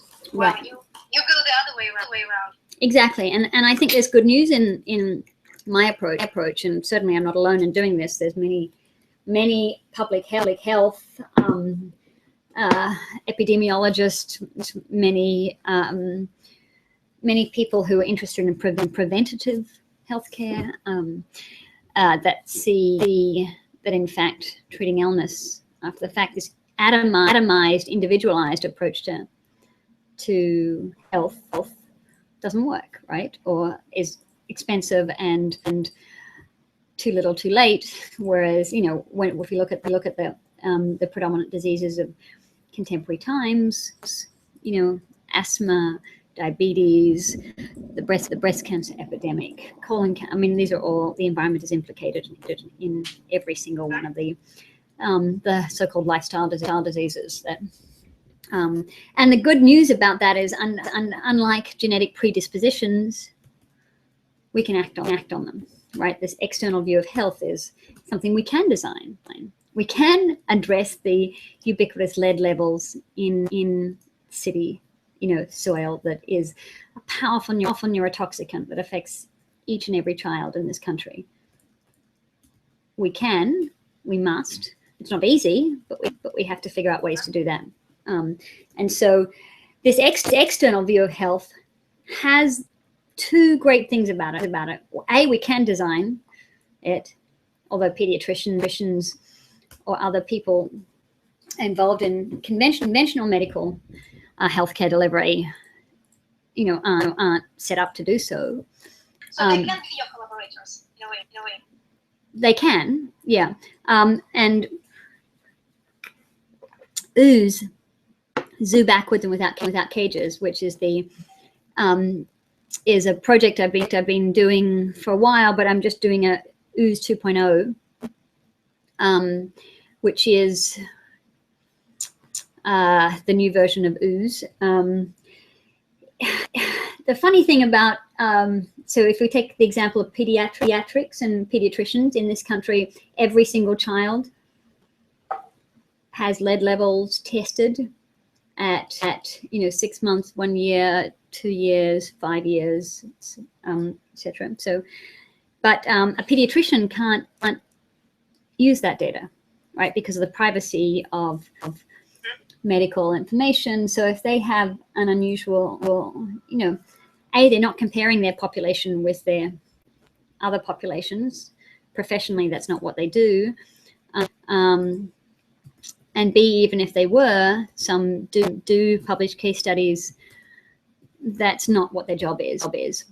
So Ooze is being relaunched with a new co-director who used to be the director of the DC Zoo, Lucy Spellman, Dr. Lucy Spellman, who's one of only 160 international wildlife veterinarians, and who runs a veterinary clinic and a design program at RISD. She's hip to this idea that I'm excited about, and we've just actually closed an exhibition called the Rat Collaboratory, where in fact non-humans are very good model organisms, as medical sciences and pharmaceutical sciences know, but non-human pets and feral and other urban non-humans, because they share the same environment, because they share the same food in the case of rats, same air quality, the same environmental stressors, the same they are better models of our health our environmental health than the lab rats that are used, that are in their own constrained areas. So we're about to launch some initiatives to do lead levels and fire retardant levels in pets, to see, of course, how much of the body burden our sweet little pets have. The rat collaboratory that I have, that we just closed the exhibition this last weekend, looks at how we can understand that we live with rats, right? In every urban context, there are rats there, and that is actually, whether we like it or not, we can design that relationship to be more productive. And they're not going to disappear. No amount of rat poisoning or trapping has worked or will work. They're part of a healthy urban ecosystem, and we can actually start behaving like we know they're there, and that we can design that interaction better. So we had a display of how a rat behavior, of normal rat behavior, and this was for an exhibition with the Office of Emergency Management, where in the event of a dirty bomb, which is one of the things that the Office of Emergency Management plans for, that the fungus that absorbs radiation is the spores are sprayed onto the subway rats, and they distribute this in the most effective way, inexpensive way that we can, that I can imagine, right? And so we use that relationship as a mutualistic relationship, which, they are cohabitants, and we can use that. So that's sort of these institutional frameworks, I think, are the ways that we structure participation. And then just to go to your next question, identifying possibilities for new interactions in urban realm, how small individual actions can be accumulated for larger effect. Yes. So that's this idea of the socio-ecological algorithm and mutualistic systems design. So the new language that I've been identifying, the urban potentials and qualities specific to urban realm, and how they can be combined, overlapped through, I think, different way to contribute to environmental health and well-being. How further? Maybe here I can add a couple of examples, because what really impressed me in your work, how you look at a certain problematics, at a certain issue from very different points of view, how they combine, and how they end up being a very multidimensional solution. Like, well, maybe the simplest one I remember is about not feeding animals. Well, you propose to feed fish, which is on one hand is something which engages kids, for instance, or grown-ups even, right, interacting, doing something nice, in caring about animals, and then doing something pleasant to themselves. But at the same time, what this fish eats is used to extract mercury, and I forgot what other elements. Yes, exactly. Yes, yeah. I think that's a good example of how we can co-design. Actually, what I call mutualistic systems design. So and this is probably relevant to, mutualistic systems design is kind of the theme song. The paradox of mutualism is that it's both self-interested and altruistic. Mm-hmm. And mutualism is something that as a subset of symbiotic organisms, because there are many symbiotic organisms that are not mutualistic, right? But a mutualistic organism, which are the ones that the organisms involved in the mutualistic relationship thrive, reproduce more, live longer, healthier in each other's presence than not, right? So it's a subset of the symbiotic organisms. And, frankly, I went through a lot of doctoral education, a lot of undergraduate education in the biological sciences, and I didn't ever come across this idea I mean, I'd heard about mutualism, but I'd heard a lot more about predator-prey relationships and competition for resources and selective pressure. I did not know that more than 95% of the world's biomass is constituted by mutualists. And that's a conservative estimate. So all the forests, all the corals, all the flowers and butterflies, these are all mutualists, right? They need each other. Sorry, they need each other.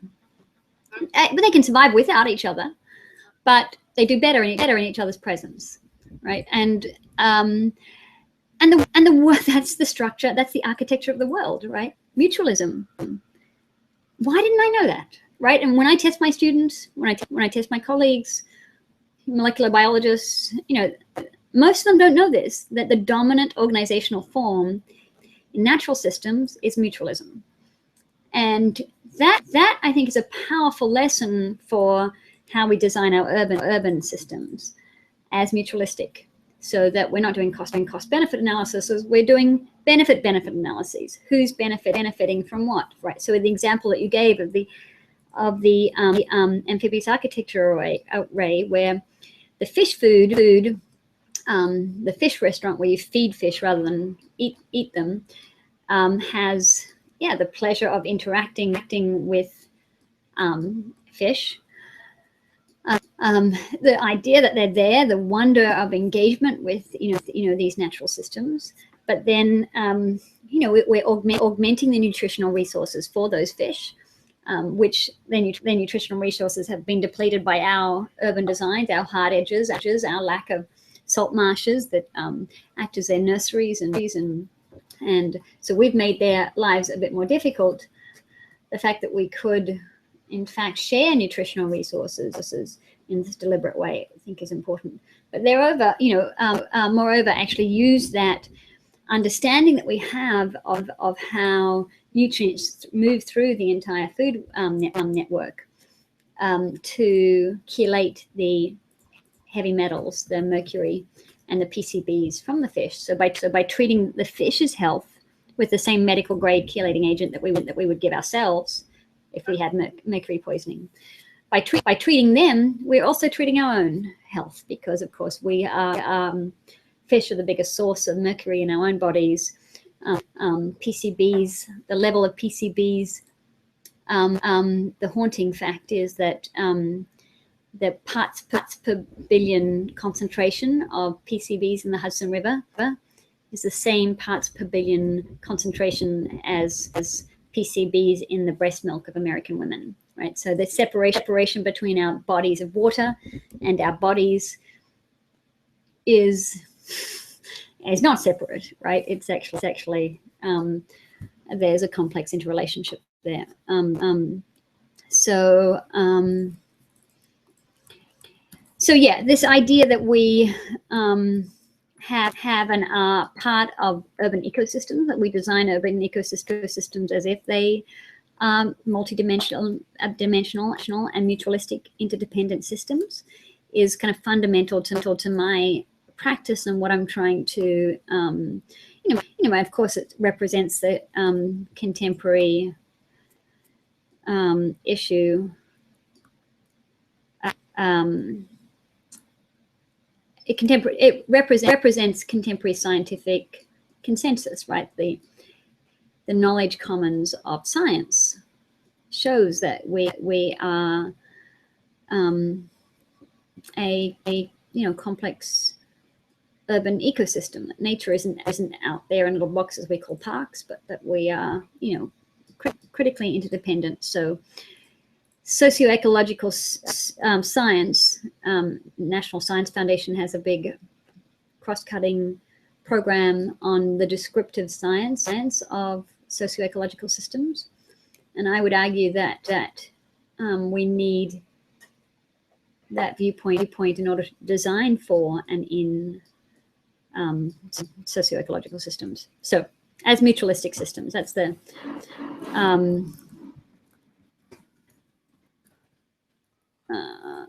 sorry, I'm just getting rid of this one. But then how do you identify? identify these, well, I'd actually call them acupunctural points, metaphorically, let's say, because you can talk about the no parks, like identifying this possibility to filter water in the emergency parking lots, or you can talk about those elevated elevators. I mean, there are very different things you apply your ideas to. Mm-hmm. So how they are identified, how they find these opportunities? Are there the people who do you do some analysis, or are there the people, the patients who come and give you a certain kind of brief, and then you propose a solution? How does it work? Yeah, that's actually interesting. The idea in trying to formalize this process is the question. So I'm just about to open up an exhibition at Connecticut College, which is a small liberal arts college in New London. So the process involves, posing the question: how can we more radically transform the college campus, presumably the educational and intellectual raison d'etre of the university or college campuses, to demonstrate intellectual leadership, is to research and explore new possibilities, is to actually ask important questions like, how do we redesign our relationship to natural systems? How do we redesign our relationship to natural systems so that it improves our human and environmental health? And so if that's the question, then what we do is assemble a group of local experts that I call Doctors Without Disciplinary Borders, so Dr. X's, and we draw on the local expertise to ask them the question about how they, how does their expertise apply to improving local environmental health. I found that the participatory processes that work best is not having some bureaucrat write a brief, or having some listening session, or community charrette, or any of these other processes that are popular, because it is a shared problem and people are looking for participatory processes. The participatory process that I find useful is to actually not pretend that everybody is a designer. I think that communities, when you give non-designers the project of designing a new waterfront or what you get is trite, familiar ideas that are not interesting and nor bold, because that's not what they do, right?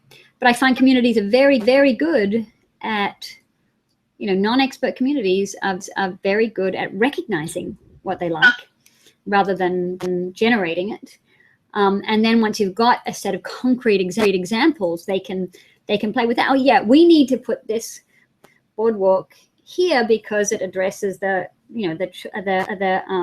they're local knowledge, right? Then they can apply their local knowledge. So in addition to assembling a Doctors Without Disciplinary Borders advisory board, we then have an exhibition, the exhibition. And on that exhibition, I have just a new exhibition design that we're trying with the for the first time, because an exhibition has a kind of a longer time frame. It's still a it's a then a community meeting or a one afternoon charrette. So it's up for a month or 6 weeks or so, and so what we have there is explicit proposals. In this case of New London, Connecticut College is in New London. We're proposing a new bridge. In Old London, there's a garden bridge that's proposed. In New London, we're proposing a new garden bridge that demonstrates that that bridges are no longer big concrete formal icons decorated with a bit of green, but a bridge must also improve human and environmental health, right? It has to generate clean energy, increase habitat, improve water quality, create habitat for birds and non-humans, and be a destination, not just a route from A to B. So we're proposing this new garden bridge in New London, and it will be, the designs will be printed and displayed on the windows, because the gallery space is actually surrounded by windows. All of the proposals that we're doing for this exhibition, food systems, energy systems, distribution, transportation systems, will all be up. But so as concrete proposals with their rationale and designs that, you know, I believe in, that you know, that I care about, that I think are important ways to redesign our relationship to natural systems. But in front of them they have glass, and that glass, or and some of them they actually are on glass. They're mounted on glass on one side, and on the other side, you know, on the white walls, the plans and diagrams and project proposals are on the wall, and then there's glass in front of them. And so that glass acts as a whiteboard, so that when then people, what the nice thing that happens around whiteboards is that informal improvisational kind of, yeah, this is cool, you know, social processes that can, in this case, combine with the concrete proposals and are there exhibited. And so we have a series of groups that come in and discuss. We have the you know, we're inviting the mayor and the Coast Guard Academy and the local school, and the various people will come through, and comments and discussions and workshops around many of the things that we're doing and proposing in terms of food systems, energy systems, transportation systems. And so as an exhibition strategy, that is a way to, I would argue, enlist people in owning these ideas, because the ideas that I propose tend to be, I think people tend to be charmed by them, and they think they're sweet, but they think of them as kind of a bit out there and a bit, you know, they don't really feel ownership of them. And so this is a way to I would argue, to, you know, these more radical transformations are required, right? It's not just another bike path along the waterfront, right? That we have to more substantially think about what distributed local power production looks like, in the form of a kitchen is closed community kitchen, outdoor community kitchen that generates and displays local waste to energy systems, or, you know, these ideas that people aren't familiar with what distributed local power production looks like. They don't know what waste to energy production systems look like. How can we demand them or want them if we haven't even explored them, right? So I'm proposing things that I know are really important for kind of substantial transformations, and they are, and I'm putting it in a context where I can get real input and diverse kind of community processes that comment on and adapt, you know, the proposals that I show, so that people feel ownership and do say, yeah, we want a bridge that also promotes sea eagle habitat, right, and integrates the sea eagle nests into the bridge, because the sea eagles there anyway, they're a critical part of the ecosystem. We can co-design for, and we can generate clean energy with this wave oscillator. We can, why not, right? So they start to familiarize with the idea, own the idea, adapt the idea, want the idea. So to create that desire, right? Because I would argue that responding to briefs, you know, to some extent you can tweak a brief, but the intellectual leadership that I think designers have to show, or ex-designers, of course, is more significant than responding to a brief and trying to say, here's a smart response to your brief, right? We have a job to really explore and design both the structures of participation, the processes, and the material forms for how to more radically transform our relationship to natural systems. So, not to mention that it's a big deal to create a red brief. Yeah, exactly. And most briefs are pretty dumb, right? So, yeah. So I know that often the designer, at least I talk to a lot of architects, that often they have to co-create briefs with the clients. Exactly. Yeah, exactly. Because that is the role of, the designer.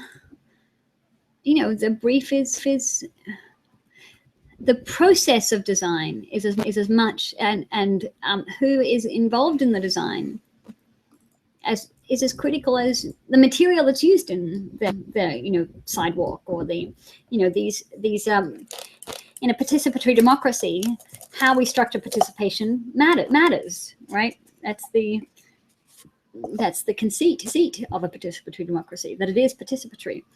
And this idea, particularly with infrastructure, and that's the thing I could care less about formal design, kind of decorative approaches to design. I care about infrastructure, and infrastructure at the commons of our shared environmental condition is very much a question of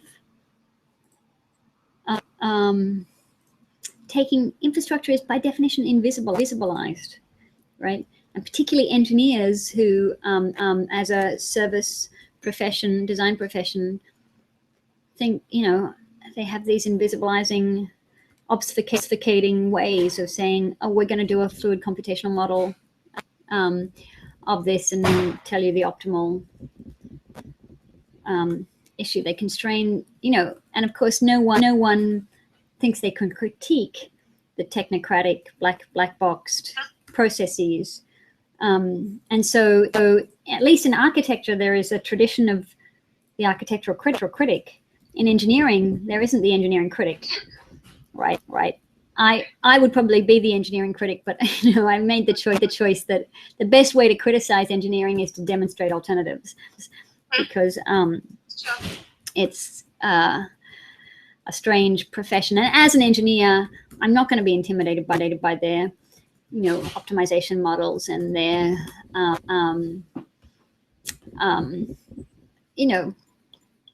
I know that each and every time I work with engineers, they presume I know nothing.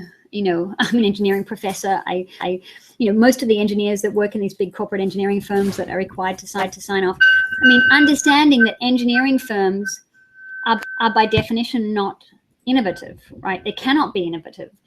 They are not they're not paid to be innovative. They are paid to sign off on known conditions, known calculable conditions that are about tried and tested.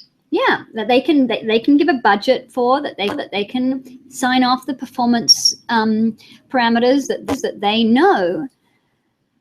That's what they're required to do, and that's radically incompatible with the kind of design challenge we face, right? With more extreme conditions. That so, for instance, the peer-to-peer project and the bridge project that I'm doing, I haven't been able to get a single engineering firm to sign off on it because they don't know how to design with living systems. They don't know how to design with buoyancy and tension rather than rigidity and mass. This is not in their vocabulary. They cannot sign off on it because they don't know how to model it. They don't know how to calculate it. They don't know how much it costs. They've never built one before. They don't design like this. And so even though the principles of engineering, I thought I could appeal to them with, I haven't found a single in this peer design that I've done for the Netherlands, which is 10 to 100 times stronger than a conventional peer, 100 to 1,000 times cheaper than a conventional peer, and generates clean energy, creates mussel habitat and increases water quality,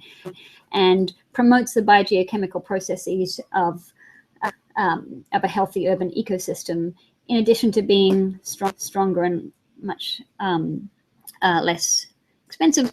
But this is not the vocabulary they know how to use, and of course, if it's 1,000 times cheaper, and their fee is 20% of the fee, they have a financial incentive to promote this kind of paradigm shift, where in fact in the unshore line, as I call it, you cannot design using conventional concrete mass seawall approaches, right? It's radically irresponsible because they have catastrophic failure modes, and and we cannot predict the extreme weather conditions that we're going into, and we cannot put the public at risk in that way. So we have to have these paradigmatic shifts towards strategies that don't have the catastrophic failure mode, which is what I've been exploring. So the peer-to-peer project, which demonstrates this, has gotten no supporters in terms of engineering companies who know how to understand it or calculate it or work with it. So that's okay. I mean, so in order to get it done, I have to use the public experiment, demonstrate it in a small scale way to show here is how a pylon works if you use a submerged buoy and a tripod of ropes in tension, as opposed to a big concrete pylon. Here's the wine glass that sits on atop of it. I'm going to take bets on how long it will last there, and have people who are non-expert, non-engineers, put a $2 bet on whether or not they think it'll last through the king tide. And these playful ways in which I engage public trust and public,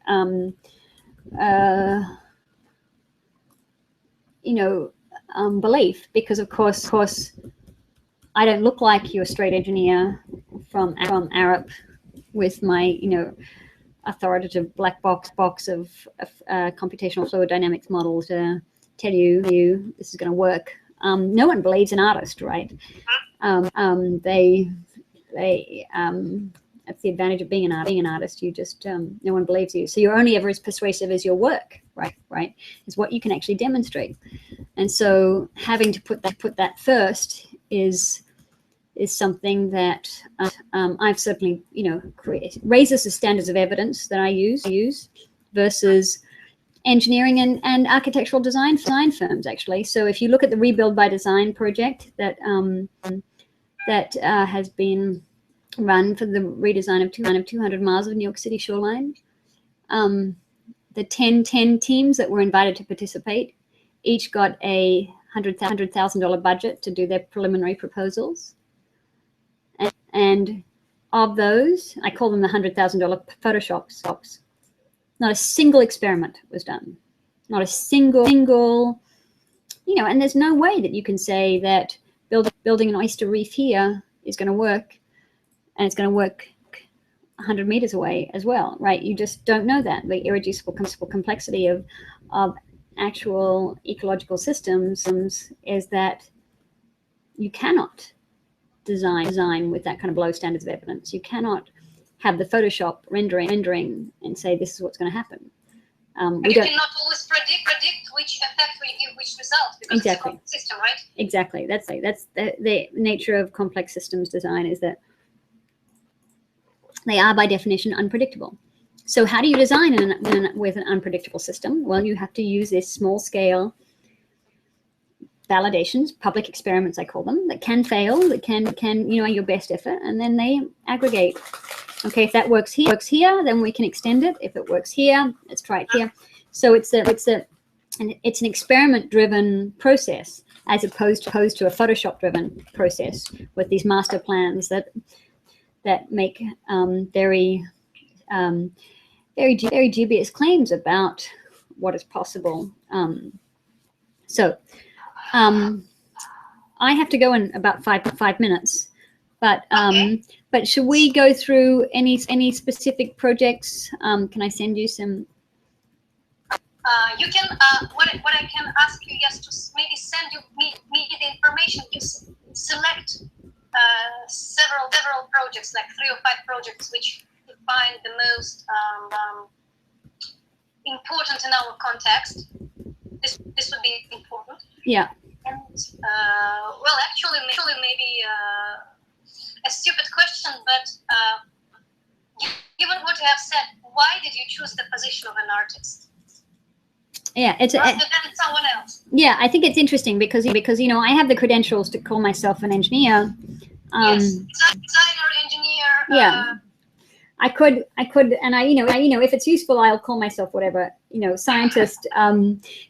Environmental health clinician, environmental health physician, geodoctor, ooze keeper, pharmacist. Whatever role I need to inhabit, I will. But this is actually interesting. I have this new Vimeo channel, and I'm recording our discussion called "This Is Not a Performance," because this is not a performance, right? I'm not performing a role. I know that you're serious in what you are doing. It's exactly. Not, which is why, not that art is not something serious, but I understand that one of your big objectives is to achieve certain results, and maybe to build an alternative network of different actors, institutional, normal humans, etc., who will make this happen, not within the realms of one project which exists here, but maybe across the city, or just a replicable model. Yeah. So how does being an artist help? Yeah, it's true, because the thing is that I'd also like to make truth claims. I'd like to, an artist, people don't believe artists, right? They don't. And that's I think an advantage, right?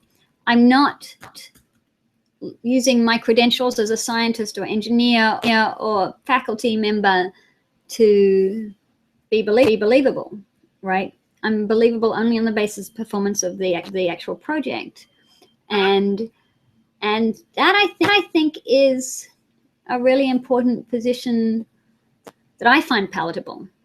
I mean, none of us have the expertise to really know. I'm totally against the idea of an architect visionary, right? That they have some big vision. We don't know, right? These are complex socio-ecological systems in which there are many different conflicting agents.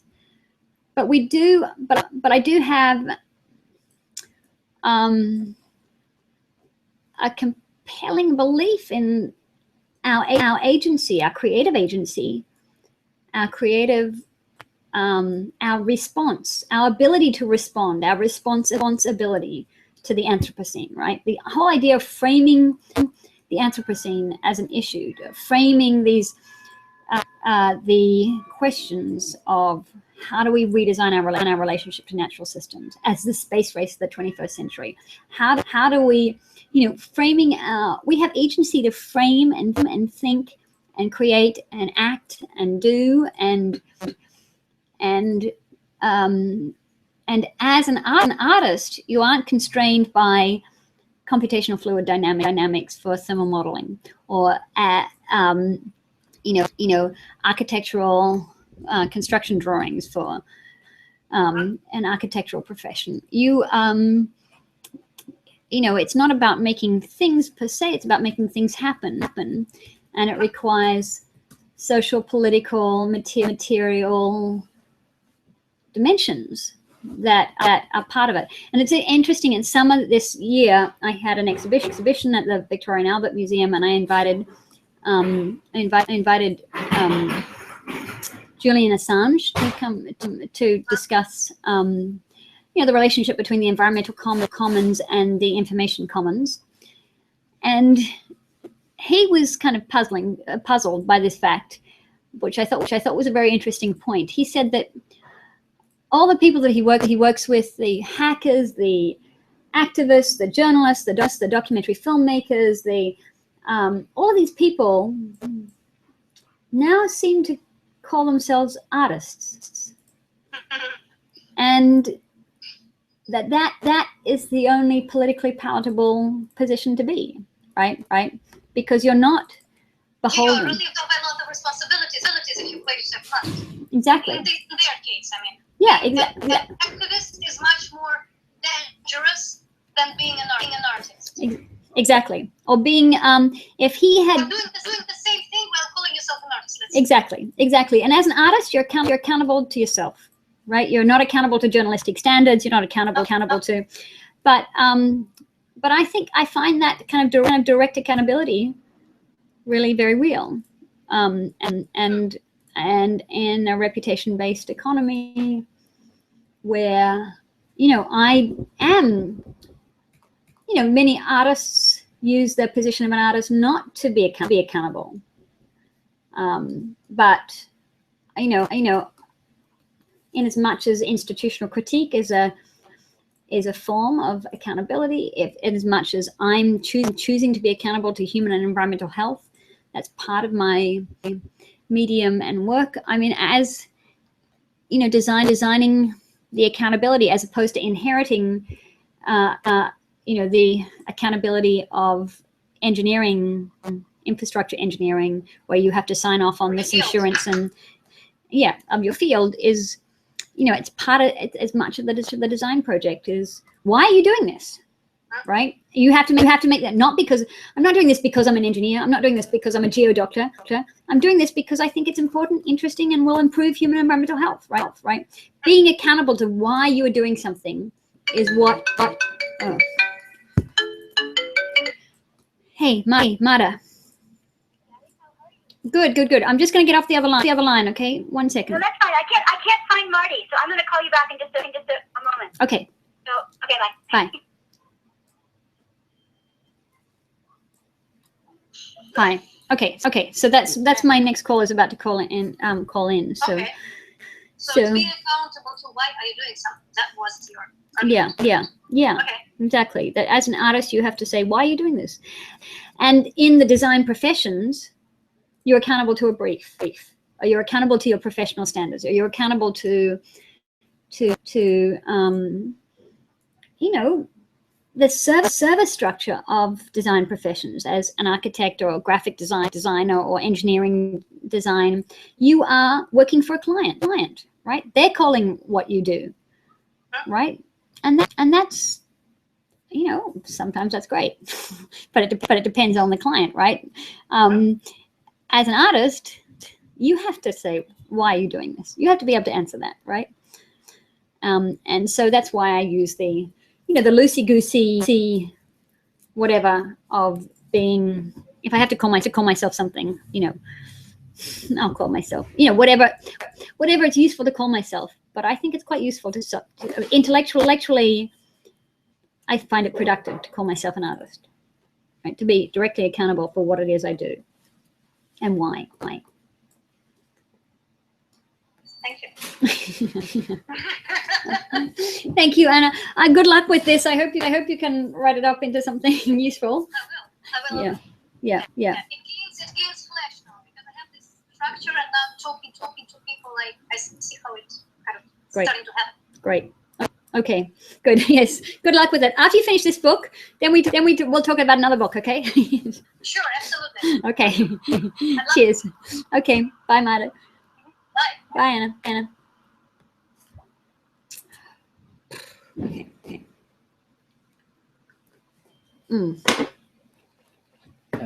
I have to talk to you about how stuff is made website. Oh yeah. Yeah. Okay, I need to go pee. Okay. Hello.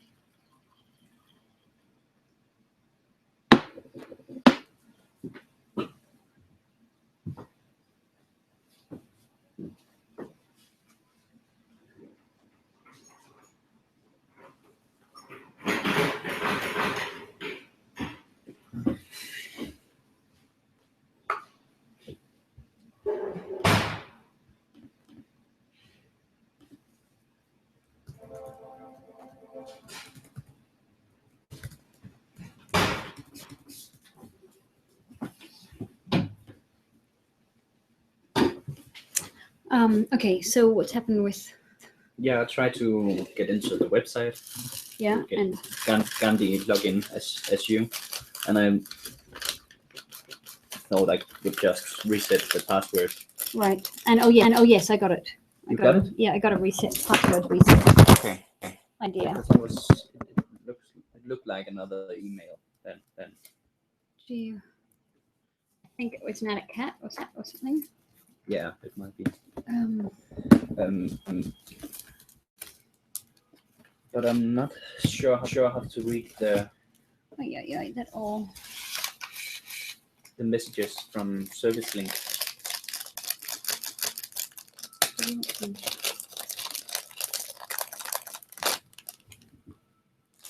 Right. Meat chocolate. Okay.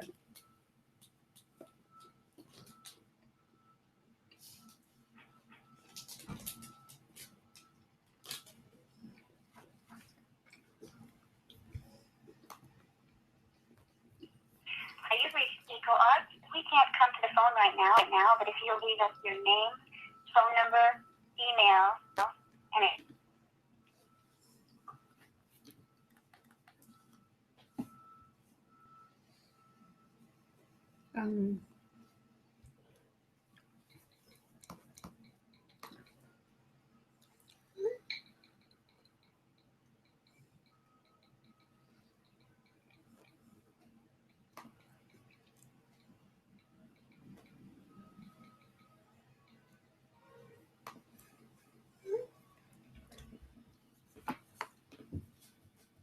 Do you want me to set up a password?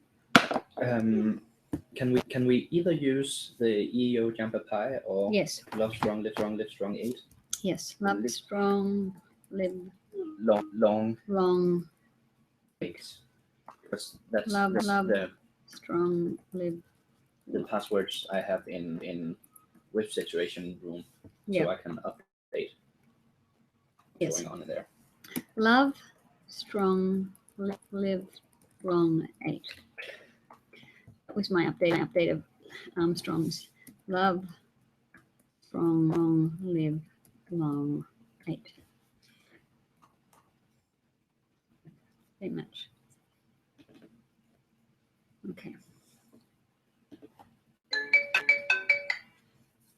Hi, I was trying to call you back. Hi, sorry. I kept getting your busy line. Is this Marta or Marty? This is Marty, and I'm just going to have the first call with Marta now. Okay, great. Marta? Natalie? Yes, I'm still here. Oh, good. Natalie, yay. Hi. Did it? Oh, good. Yeah. Yay. Yay. Hi. So, hi, Marty. I hope you're feeling okay. Thank you for jumping on while you're got a cold. Yeah, I'll just be rather quiet because my voice is just completely shot. So, Okay. But I'm okay. Don't worry. It's sound worse than I am. Right. Well, I just a quick update then for both of you actually, because I've got to update Marta too. I am opening an exhibition in Connecticut College in January 24th. And so I went through some of the issues about what we've been dealing with the shipping costs of the stuff in Virginia, and and I thought that I was going to be able to ship it to Connecticut College and then to, but anyway, it turns out I have it's cheaper to make a new exhibition than to ship the existing exhibition. Although there's some pieces in there that I can get. So I now have a whole set of other projects that I think are easier to reproduce in the context of the gallery space. And what I was going to suggest is, if you have a layout that you can send me, Marty, then I can. Well, let me say that the big shift that I've done with the Connecticut College thing, and it sort of is nice because like we get to prototype it at Connecticut College before we go to BMOCA. But the idea is, we've got the same, many of the same ideas, but there's two things that we've used a lot in Connecticut College, and I can send you the gallery plans that we have for that. In so much as we're using the windows a lot to put clear vinyl up on that, and we're using this idea of what I'm calling a kind of an X whiteboard, because the thing about the other space that I thought was nice about sort of the environmental health clinic idea is that what we really, the exhibition is really an opportunity for community organizing, for really enlisting people in thinking through what more radical transformations of food systems and energy systems and distribution systems might look like, right? And having people kind of familiarized with ideas that are not familiar, and in fact figure out if they like them or want them, or this idea of how do you do really good participatory processes, and and that's really the question of the environmental health clinic. If we start off with this question of how do we improve the human and environmental health of Boulder, Colorado, right? And that's a kind of a shared question, and the environmental health clinic is really, and the exhibition of the environmental health clinic is really about hosting a way to answer that question. And so there's two things that I'll step you through. Kind of this initiating thing is to form the advisory board called Doctors Without Disciplinary Borders, and the idea of getting local people, including some of the people we've already met with, and getting portraits of people with pollinators on their face, or in some way I can show you some versions that we've done, and we're doing another shoot tomorrow in Connecticut College of getting a picture of Marta with a monarch butterfly on her nose, or ways in which we can show the person with the pollinator. Hold on one second. I'm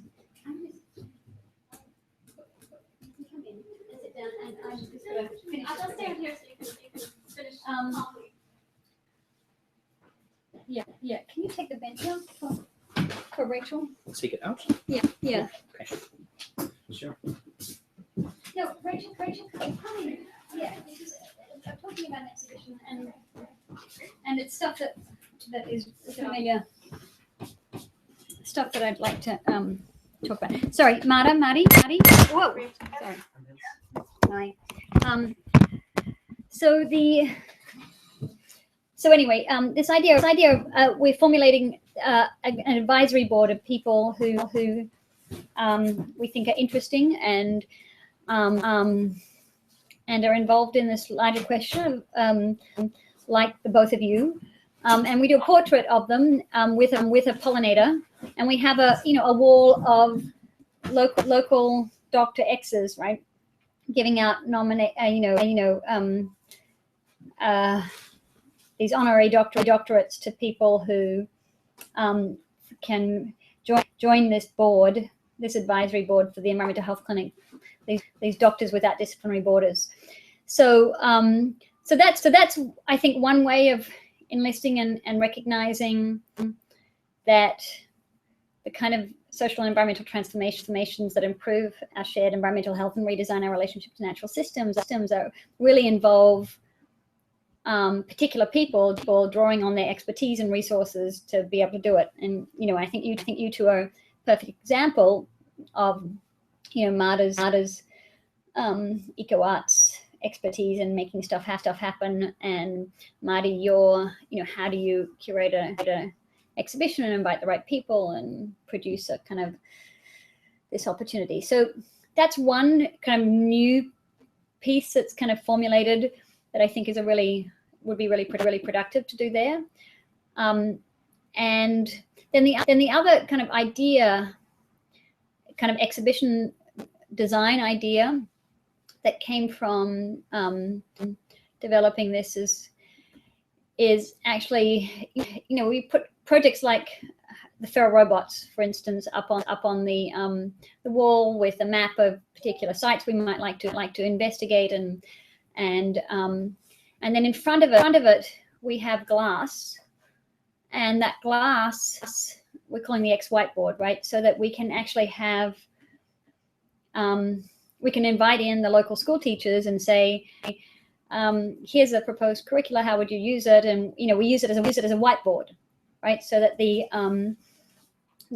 glass produces this, combines the kind of informal coordination that's required for community organizing, that a whiteboard really facilitates, right? That kind of, but also the concrete response that I found that in participatory processes, like in group community charrettes, that expecting community members to be great designers, you often in these community processes get very conventional ideas circulated, but what communities are very good at doing is recognizing what they like, right? So if you have a concrete proposal or two, they can say, oh yeah, we could adapt this for locally, or we could, the solar awnings that we had talked about, Marta, we can use them on the trailer park, or they would be really useful to do in XYZ. And so the exhibition design could have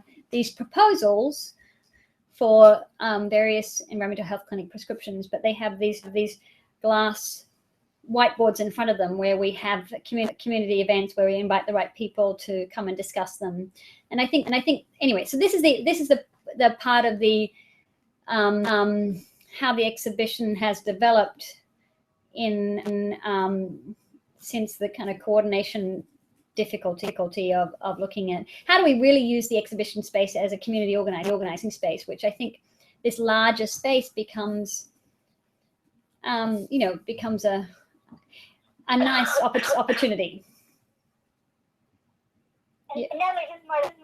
So I'm not quite clear yet on the X whiteboard on the glass. So you would have proposals there of things that have worked in other communities, and then people would comment on that, or people would come up with ideas already for Boulder County, and then people would come or how does that work? Yeah. So I would. No, the exhibition is an exhibition of environmental health clinic projects, right? Like the things the kitchen is closed, or the microhydro, or the local waste ideas that we've been talking about, or the pollinator patching together all the pollinator habitats in and showing, so that these are actually designed.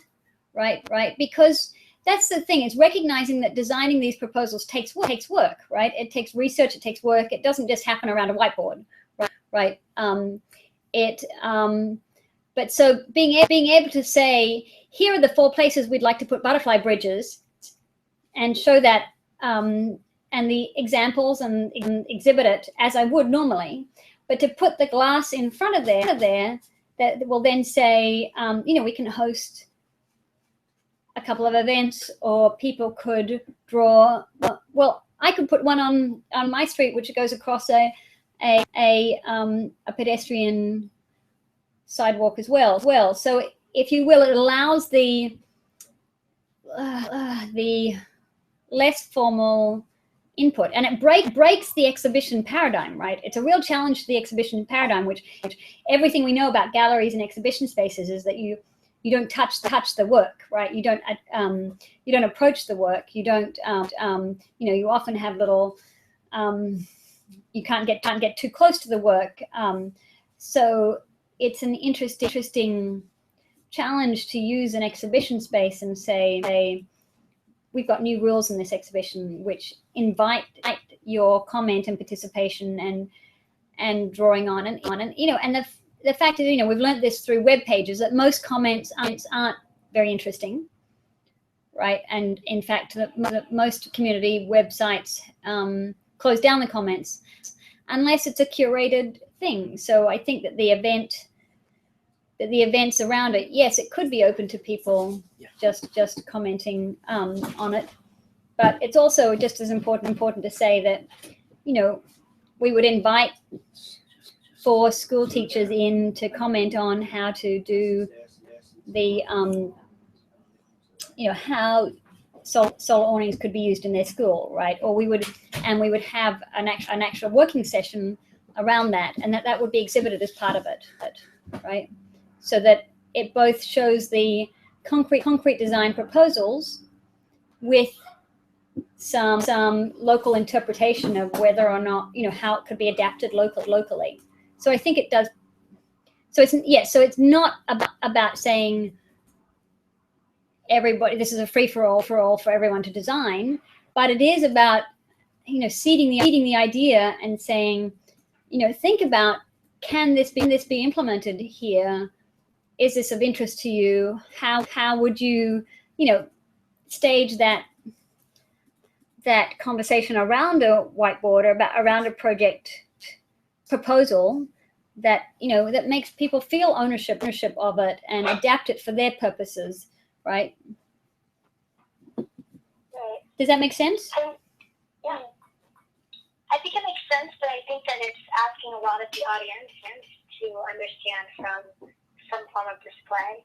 Yeah. Yes, it is. It is, and that's why I think it is. And I can show you.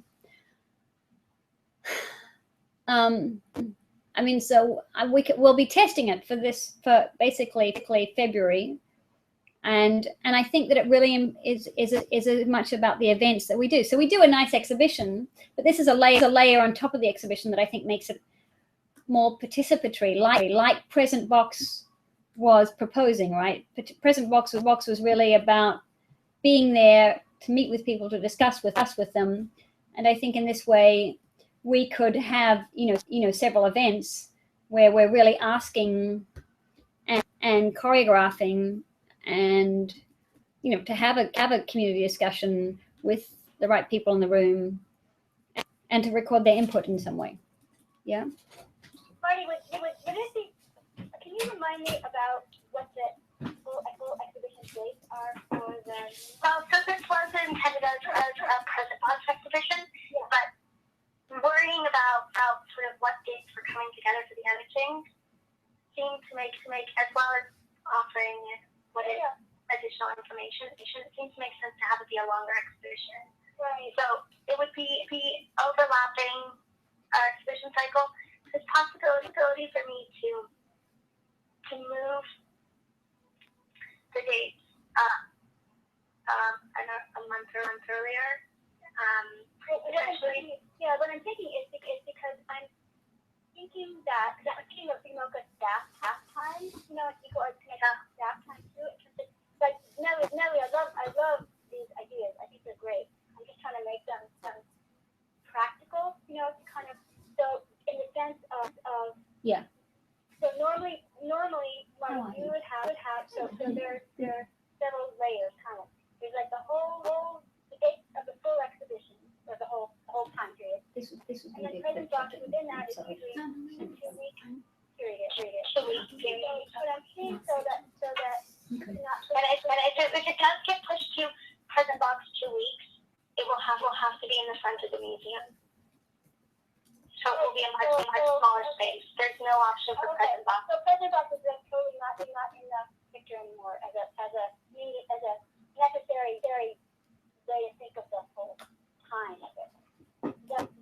That was my understanding. Trying to get at is that if we could say, for example, before when I was thinking about Present Box, I was thinking of pushing, like, say, 4 curated work groups, making this up. You know, that could happen within a discrete time period, and so that those people could be asked to respond to and interact with, and you know, have comments, for the exhibit, basically what's there. And now they could be there for one or more of those, maybe. And then trying to get away from the free for all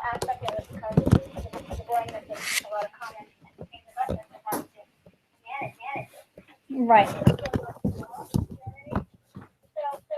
I'm trying to figure out how that could happen. So so it sounds like union work is really the best area. It's a larger gallery space for the amount of work that was being presented. I think that it works well with the exhibition that we have up in the summer. They're doing a series of essentially like survival, like choreography for survival. So thinking about sort of emotions and different things that the military goes through, but kind of taking it away from the political aspect. And it's on a similar vein in some ways, but very different, so complementary. I like the idea that we're offering space for further education to what the tree office is while it is up. I think that it's more interesting to program the tree office than I think it is to program the exhibition space. When you say program, do you mean to have Events? Like activity and interaction. I think that it's potentially more interesting to do within that space, and maybe have the space in union works be something that can reflect that participation, so something that grows, or maybe not. I don't know. I don't know enough of what there is in terms of objects to display that help demonstrate past projects or past sort of proposals to community. But the visual component is really important because I think it's rather ambitious to ask an audience to do as much as to read through a proposal, think about how they can interpret it into their community and then respond in a way that is interesting to anyone. So, well, they wouldn't be, as I understand it, Natalie, correct me if I'm wrong, they would be looking at things on the wall and perhaps returning objects and then commenting on that, right? And so, and there would be people who would be, for example, I'm thinking about butterfly bridges. There would be a very discreet group of, I don't know, I'm making it up, six people, or 7 people that we could invite on. Right. Who have expertise and who have opinions and who really have something to offer in that. Yeah. Right. And so that rather than having like an audience at large do it, but I can think just for the butterfly bridges specifically, I can think of Steve Jones, who is the co-author of a book about butterflies in Boulder County, and someone from a trailer park who is might be interested in having them in their space, or somebody from the planning department. So it's like it's kind of a Noah Ark of folks who would all have opinions and who could respond in the same way as for the ag bag flower society. Like what would happen? I'm going to What would happen if every forward this business, or to you. 1 out of 3 businesses in one Boulder downtown mall had a sign that was made out of flowers? What would that be like? So it'd be very, very specific. Right. Yeah, and how would we organize it? Who would we need to get on board to do that? That was kind of an open planning, a transparent planning process. Yeah. Right. But it'd be like a mini charrette kind of a thing. And the idea too is like, God, there's some group up at CU that I'm a part of that also includes people from the city that all focus on sustainability. And one of the guys who does a whole lot of these things says 7 is the magic number of people you want to actually have in the group. So I'm just thinking 7 people max. And I would be happy to put together those people. That's right. That might be a policy. So that it wouldn't in any way detract, but it would instead add. And it could be, that people go, for example, maybe they go to the exhibit first and then they actually have the discussion in the tree office. They're kind of making this up. Yeah, no, I think the tree office, you're right, is the convivial place to kind of meet and talk, but to walk through the exhibition and do something there could be part of that too. But programming the tree office, I think, is you're right. That's the really fun place to be and hang out. and have drinks and talk and. Yeah, and just thinking about which realistically how much we all can do, you know, and wanting to have this be a heavily programmed space that is out in the actual public. It makes sense to just sort of consolidate what we're doing into that space in terms of activity.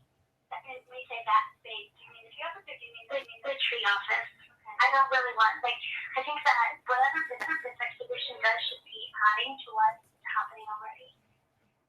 Right. There's a lot going on, and I just don't want to have another element that doesn't connect cohesively in my opinion. You know, in a way, I don't know if this is what you have in mind, Natalie, but you know, in a way, it would be asking of these 7 people, well, and other people, you know, too, but not asking the response from the other people, but from the 7 people to come first to the union work, to be MOCA, and look at all the different things that are there, and then speak in the tree office, and they'll have that in their mind images of, you know, different possibilities.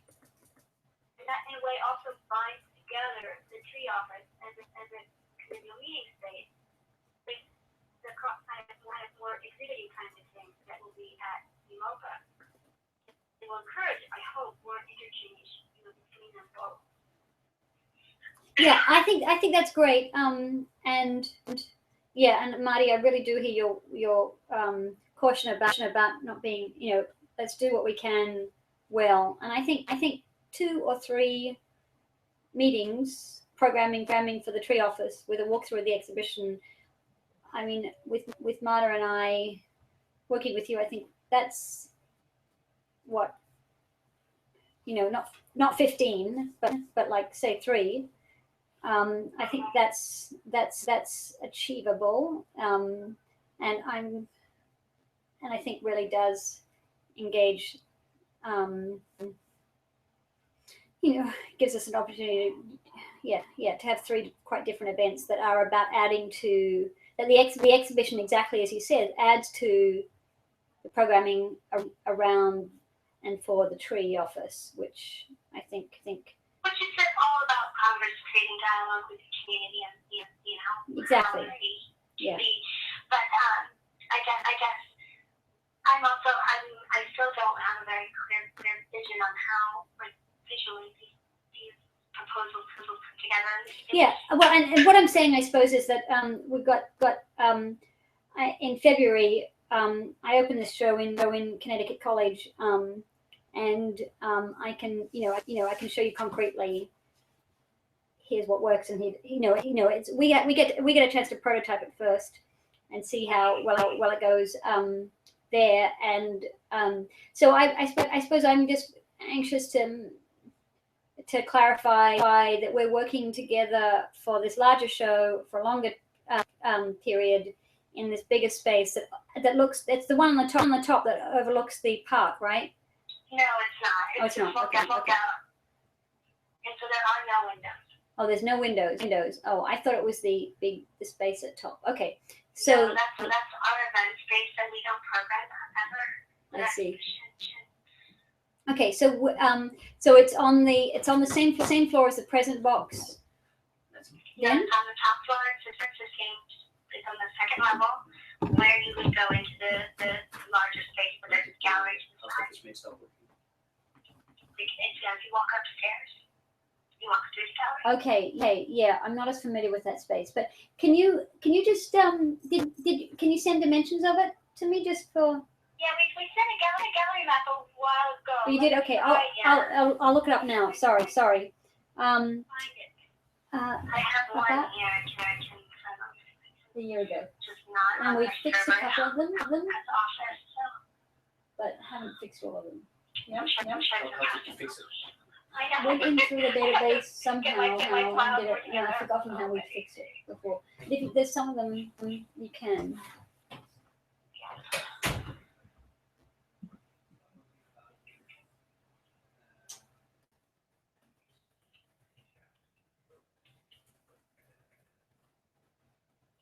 Since you know with measurements, see if I have a large. I don't know that I have a larger one. I did send some images with it. I'll forward this again.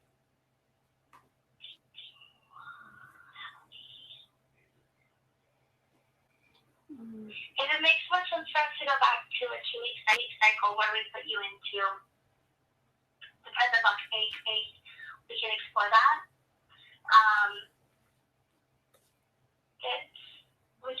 That's fine with me. We'll have to figure out what makes the most sense. So it'll have to be in July and August. Really? I suppose, is there, I'd rather the longer time frame, personally. Yeah. I mean, I think it seems to make sense just in terms of us offering education to the public about what's going on outside. You know, it's sort of a tangible means of figuring that out. And, you know, I think that, you know, we want to have and make that connection. And then I think it's great if we do some 3 programs that are involved with this project, that then we can somehow offer that back into display with the other projects or you know, I still don't have a very clear understanding of what is it one project, is it multiple projects, etc. But I think that we'll be able to clear that up.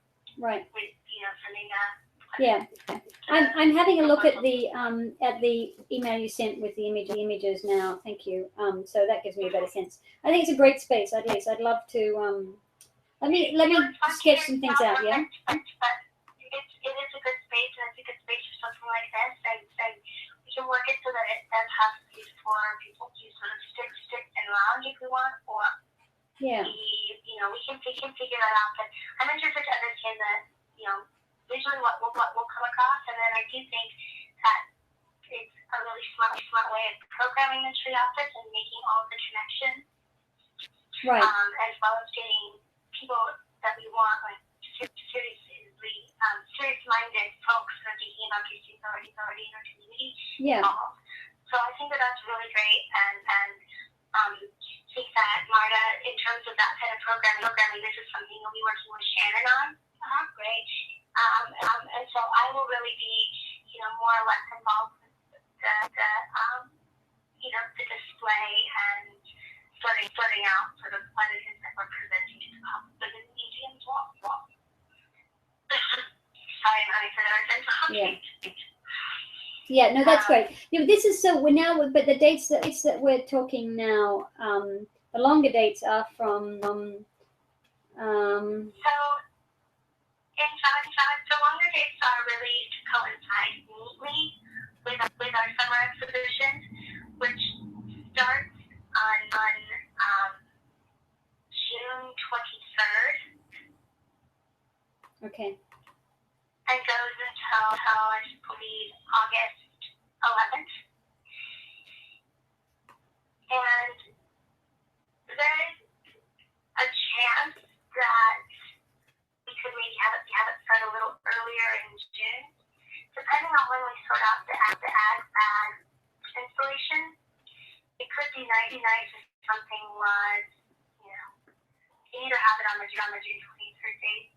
There's a possibility of maybe installing in that space earlier, and having a little bit longer, only because I'm eager to have this up with. When you say a little earlier, you mean beginning of June? Yeah, the beginning of June time frame-ish. You have a kind of sort of time period, like June 1st, or I think I would be, in order for it to be something that we move. I would want to make sure and know when the ad fest was happening, if this indeed makes sense, because I know the tree house is going up on the 5th of May right now.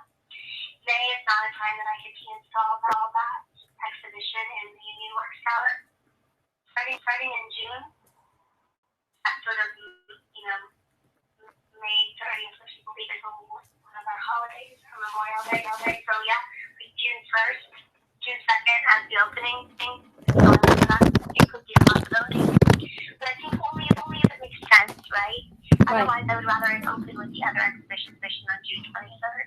Right. So, do you have information about the other exhibition that you could send us just so we know what's coming during that time? You know, they're sending me an updated proposal, and I can share with you. I just don't know what everybody's kind of in the same kind of. So I'm Everyone's like, well, we always are pushing for lots of updates. I just don't have something I don't think that will really make a lot of sense to you. But I can certainly send you what I have. Great, yeah, well, no, this program doesn't change all the time. Although, I have to say, like, in terms of an opening, I guess the only way that I would not have it fall on the same opening, because I am very eager to consolidate what it is that we're teaching next year. I have 3 programs a week. Wow. 16. Wow. So you can understand that, like, and that does not include a lot of additional, like, children's programming that's happening outside of the museum. It's a lot that happens at BMOCA, so it's really important to consolidate.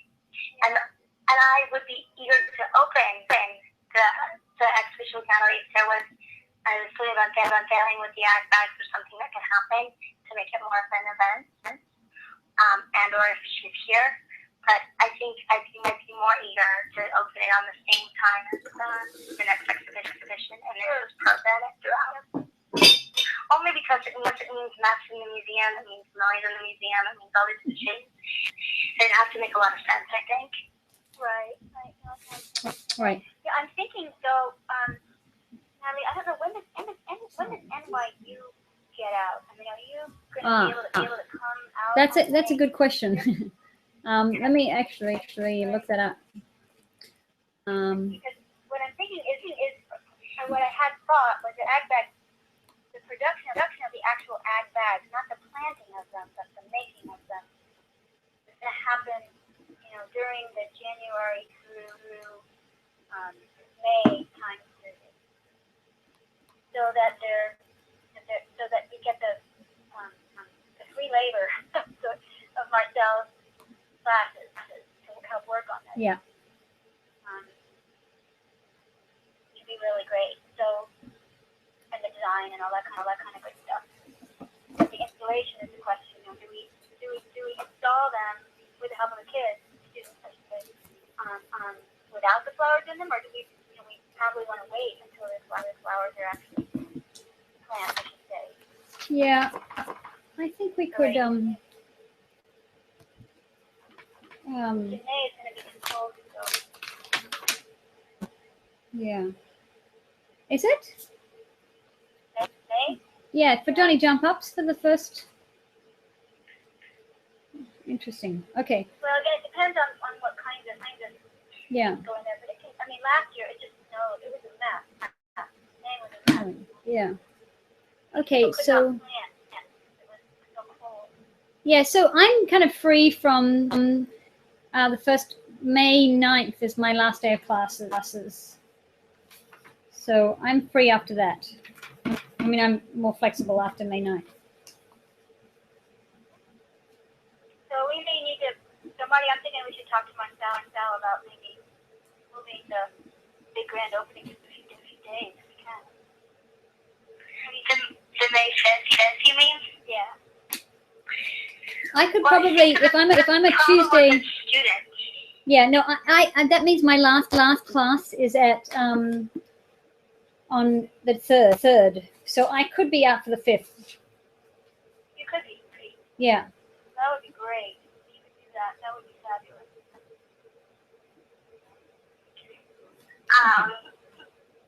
Because. Yeah. I mean, the 5th was like if it all went well. If Marcel could do a May master class connected to this as the actual build, then it's all like he did that. Yeah, I think that's like the end of the third semester. Do you live nearby?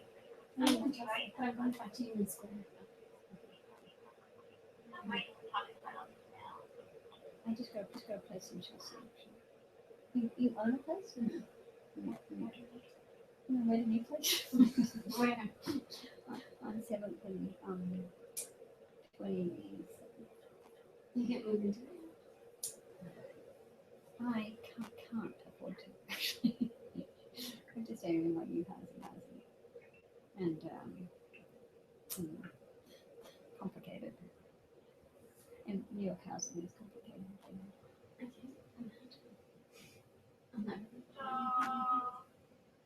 But Right, so final exams are May 1st to 5th, and the commencement ceremony is 7th. So, yep. Right, and then your students disappear or they hang around? Well, depends. Many of them disappear though after that, unless, as Marty's saying, they're When do you enrolled in finish? membership course, You later? which is a whole other thing. So we really want to hit that negative.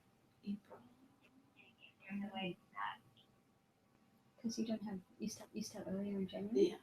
Wow, it's gonna be a big. Did I tell you my daughter going to Princeton? Again, like you can come out on, for the May 5th opening, that would be great.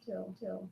Yeah, I think I can, and I'd love to. But so this is good. I'm just wondering. I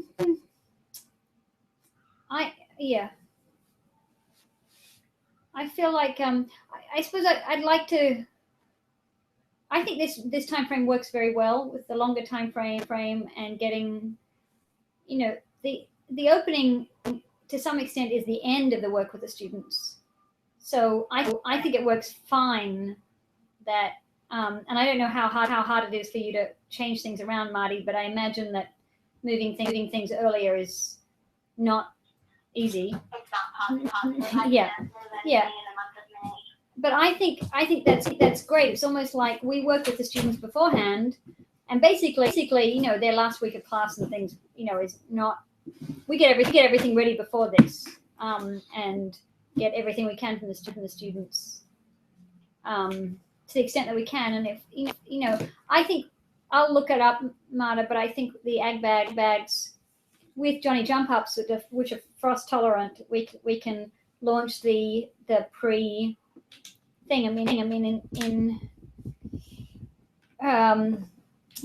we can launch some frost tolerant plants to begin with, and then come in with a second set that are at the end of May when we know the frost is over, and put in some other ones. So I think we would have to do that anyway, but yeah, we get things ready for an opening, and then we have much more flexibility during May, end of May, June, to make more stuff happen. Yeah. Well, that would be kind of exciting. I mean, if we could, Marty, tell me this works. I mean, so that if we can. So I sent you the two documents. Second part of the ag bag. I had a long meeting with the Open Tech group. Yeah, that could be great. But by then the weather is, we know. Strange gang of God willing. tech people. And God is willing. That could be really fabulous. Does that work for you, Natalie? Then? Yeah, that works. That'd be really great. And then you could come out a little bit before that, to help with that installation. That could be excellent. And then we have, the first of the 3 meetings right in that week. Yeah, perfect. Or all of them. I don't know however that is going to work. Yeah. I think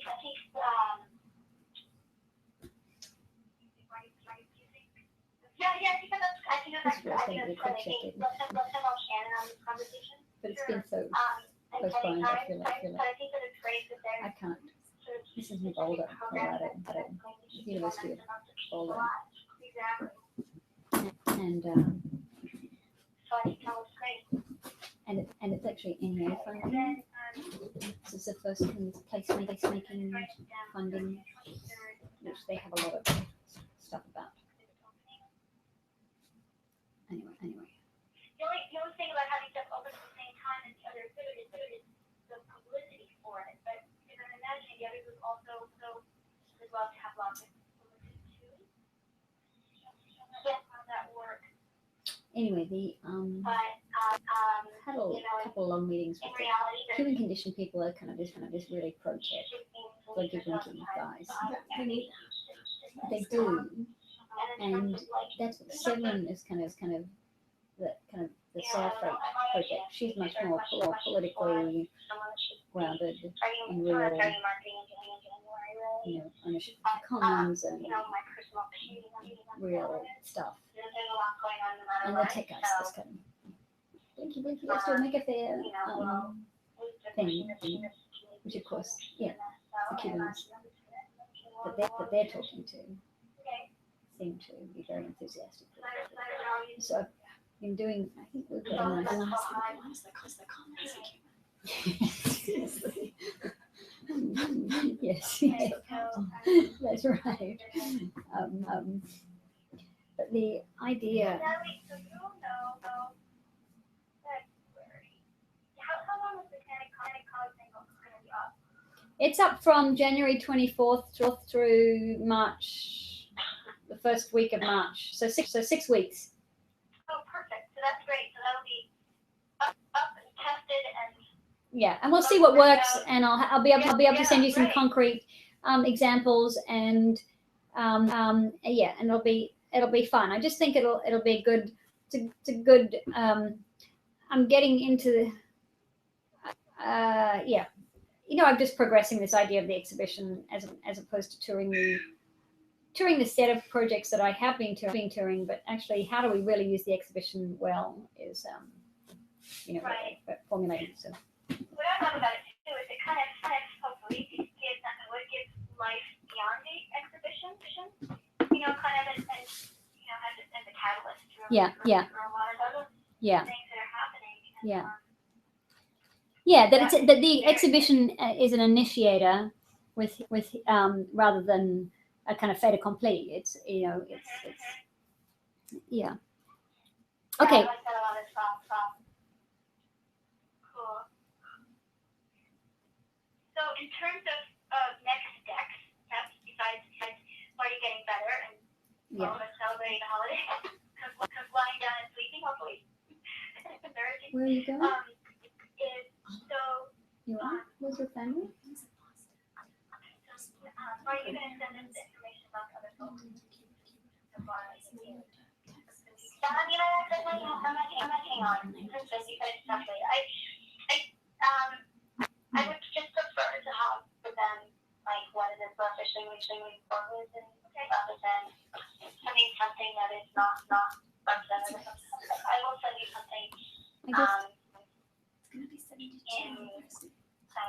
Really?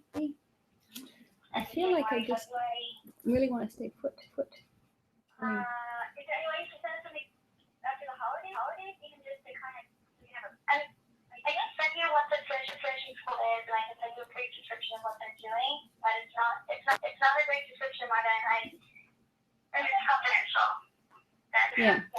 Can I also ask Marta and Marty, what do we owe the NEA about this? Just a report? Is that, or can we invite anyone from the NEA to come to the exhibition? Or I want to have that in mind too.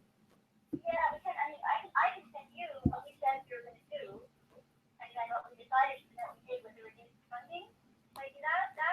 And then basically what we decided we would do with reduced funding was that we would do the tree office, ag bags, and fun side and study box. Great. It's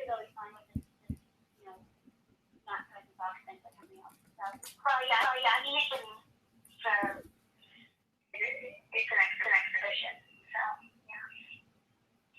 it's better off and more. Right. Yep. And then my ex-husband Dalton. Have you ever met Dalton? He really wants to meet you. He's desperate to. He started Princeton. Something about what you're doing in Connecticut to have a better understanding. Yeah, I'll send that. Yeah, I'll send you the exhibition plan and the little preces with. Again, it's I don't want to overwhelm you, but it's I'll send that in the next few days. Okay. Yeah, that would be great. I have to do a presentation for the staff, so having some visual support for it as well would be great. Okay. Great. And if you know what you want to call it. Yeah, at the moment, I'm just going to call it exhibition. with no E, if you will. Capital X. Yeah, exhibition, as opposed to, it's an X, in this idea that we're kind of beyond the conventional exhibition, we're doing something else, and like an ex partner or an ex. Right. Yeah. Yeah. Does it also have like a sub something or other? I'm just thinking about environmental health clinic or some. Yeah. Well, yeah, a subtitle. Yeah, I'll send you something like exhibition, environmental health clinic. How ideas for I don't know, something about how we can improve the local environmental health. Exploring ideas to improve local environmental health. And I'll try to pull together. We have like a whole bunch of titles that we're floating about from the various grants that we wrote. Yes, I know, and for the various talks. Yes, yes.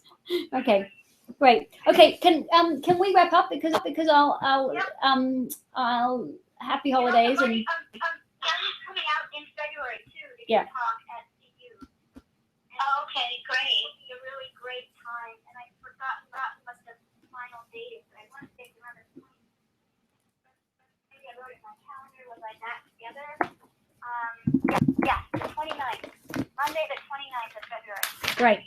Here. Yes. And so she might be here like a few days before or stay a few days after, but hopefully that will be a great time to have all kinds of wonderful things happen. And by then we'll know also about Connecticut too. Yeah. Oh yeah, that'll be great. Really good. So, okay. Great. Fantastic. All right. Well, I'm sending you this information now, and I will speak with you soon. Okay. Great. Get better. Feel better. Thanks. Oregano oil is great. What do you drink it or rub it on yourself? I'll tell you about it. Stay on the phone. Okay. Bye. Thanks, guys. Bye. Okay. So, hi. This is Niels. Hi. Who's actually going back to Denmark on a couple of days. Wednesday. But we're doing a few things. You can hang around a bit more, right? About the not rushing off. Any news from Denver? Yeah, she rented a car. Oh, great. Yeah. So we're going up to Connecticut College, where they just had a terrible Accident. I accident. saw that. It's a friend on Facebook. Teaches there. So awful. Who do you know up there? Her name is, well, she's teaching English. She's Courtney. Huh. She just went to graduate school with me. She did? Yeah. She's interesting? She's interesting, yeah, but she What does she do, Courtney? she teaches African American literature. But I don't know if she could intersect at all with anything. Well, that's what we're doing. We're assembling this Courtney. I think it's Courtney Baker. She so horrible. This just It was like a hit and run. Is that Yeah. Visual culture critical Courtney theory. Baker, Yeah. Interesting. Well, that's actually interesting. The photographer tomorrow we're going up for a photo shoot for this, assembling this Doctors Without Disciplinary Borders advisory board, and doing photos of people with their portraits of people with pollinators and shit. Shit.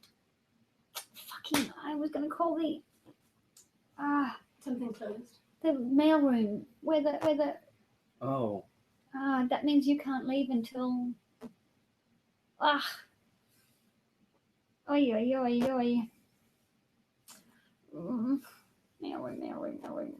Mailroom, yes. Damn, they close at 6.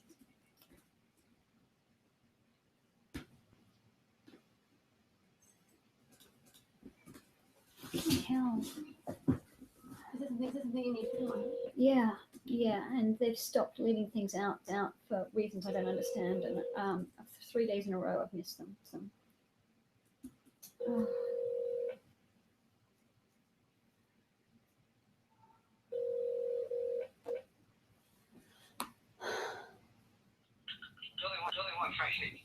Frank, the mailroom is closed, right? No. Who is it that's? Well, I've got this exhibition tomorrow, and I've got to have the things that were delivered on Thursday, and I've missed it 4 days in a row because they've decided that they're not leaving things out. How the hell do I get this? Building stuff. So kind of all around. They're just so awful. Who is doing this? Who's it's ridiculous. It's ridiculous. What the hell does it? Why do they have to control whether or not a package can be left out? What do they get out of that? Except it's stupid. Who do I talk to?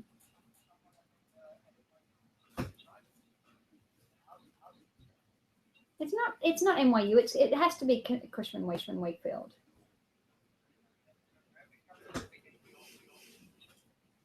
Okay, thanks. Bye. So what time can you leave then tomorrow? I think the mailroom doesn't open till 9. It means you're not getting there till 1. Anyway, that's what you'll have to do. Maybe it opens at 8:30. Can you ask? What time are you supposed to be there? I have to be there at 9, so I'm gonna go up tonight. Can you look at what time the last train goes up tonight? 3:11 or something. To New London, is that right? To New London, 3 hours away. Is it that far? I think it's close. I thought it was closer too, but they said 3 hours and 20 minutes is what Jen said today. That's like you're almost in Boston. Yeah, Boston's like 5 hours, right? Yeah. 4.5. And it's supposed to be halfway between. I know. I thought it was also I feel like I've been through there on my way to other places, and it wasn't 3 hours, 3.5 hours. That was wrong. I was wishing it wasn't the case.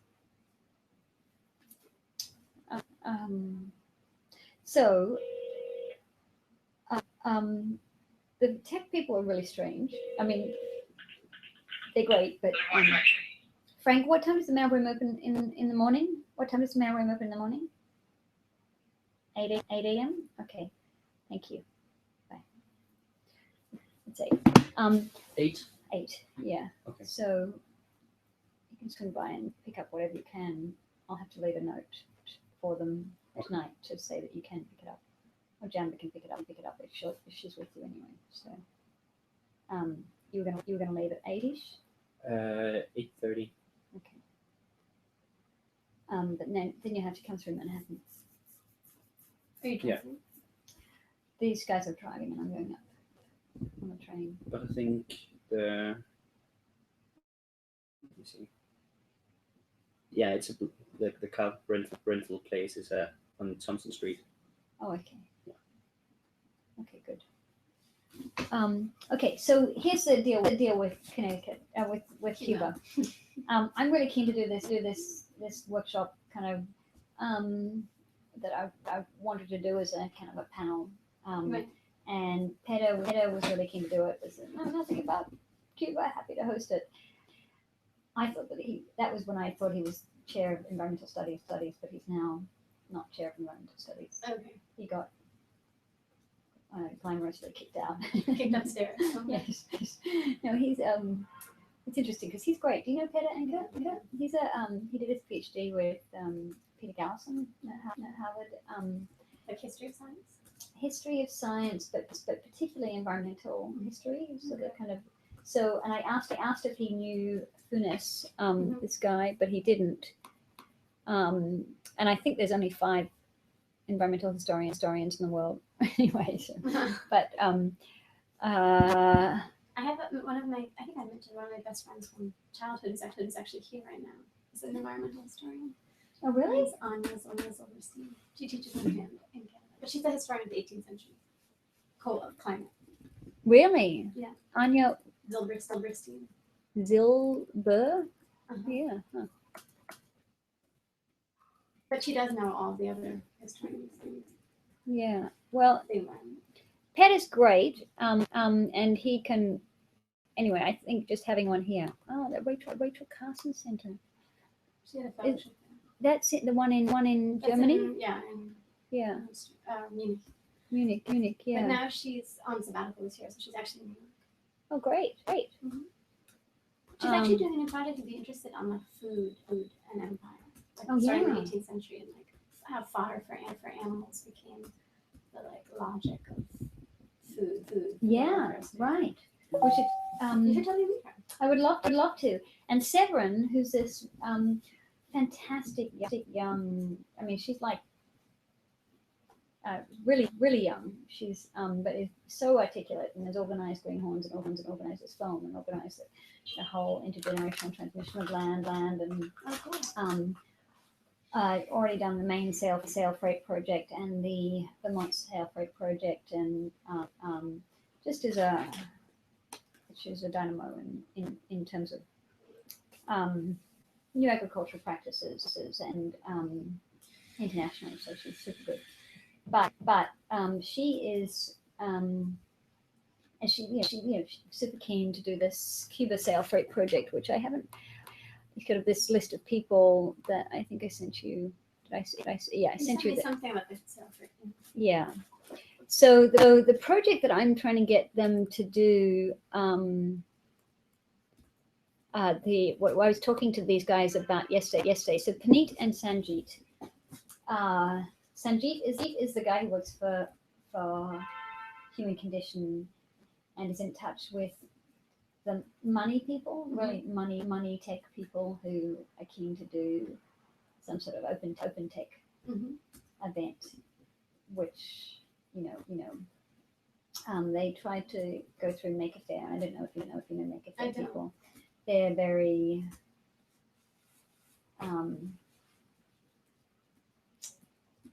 they're fine, but they're just not very sophisticated or interesting or they're commercially powerful, but not. Are they the people at the end of the chain that we're talking about? Coco? Or is that somebody else? No, they have no ideas. They just like to sell little kits, little blinky kits. So it's basically, and they do these huge maker fairs that are about blinky, right? Whereas,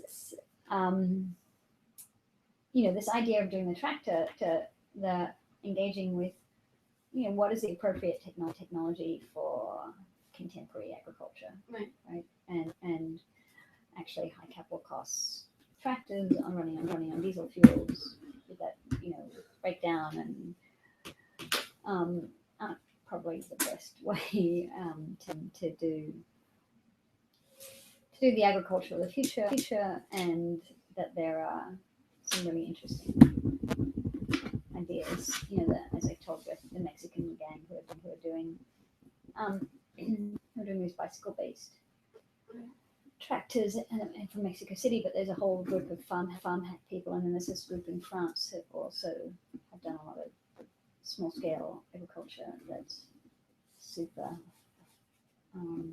interesting. And I've been doing a lot more on the bikes as well, with geolocation software and LED displays, blinky, but but I think cooler.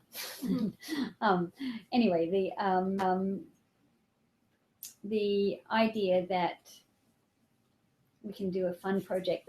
The one that I don't know why I got them, but this particular one, this main sail freight project. The sail freight project is sorry, is this one?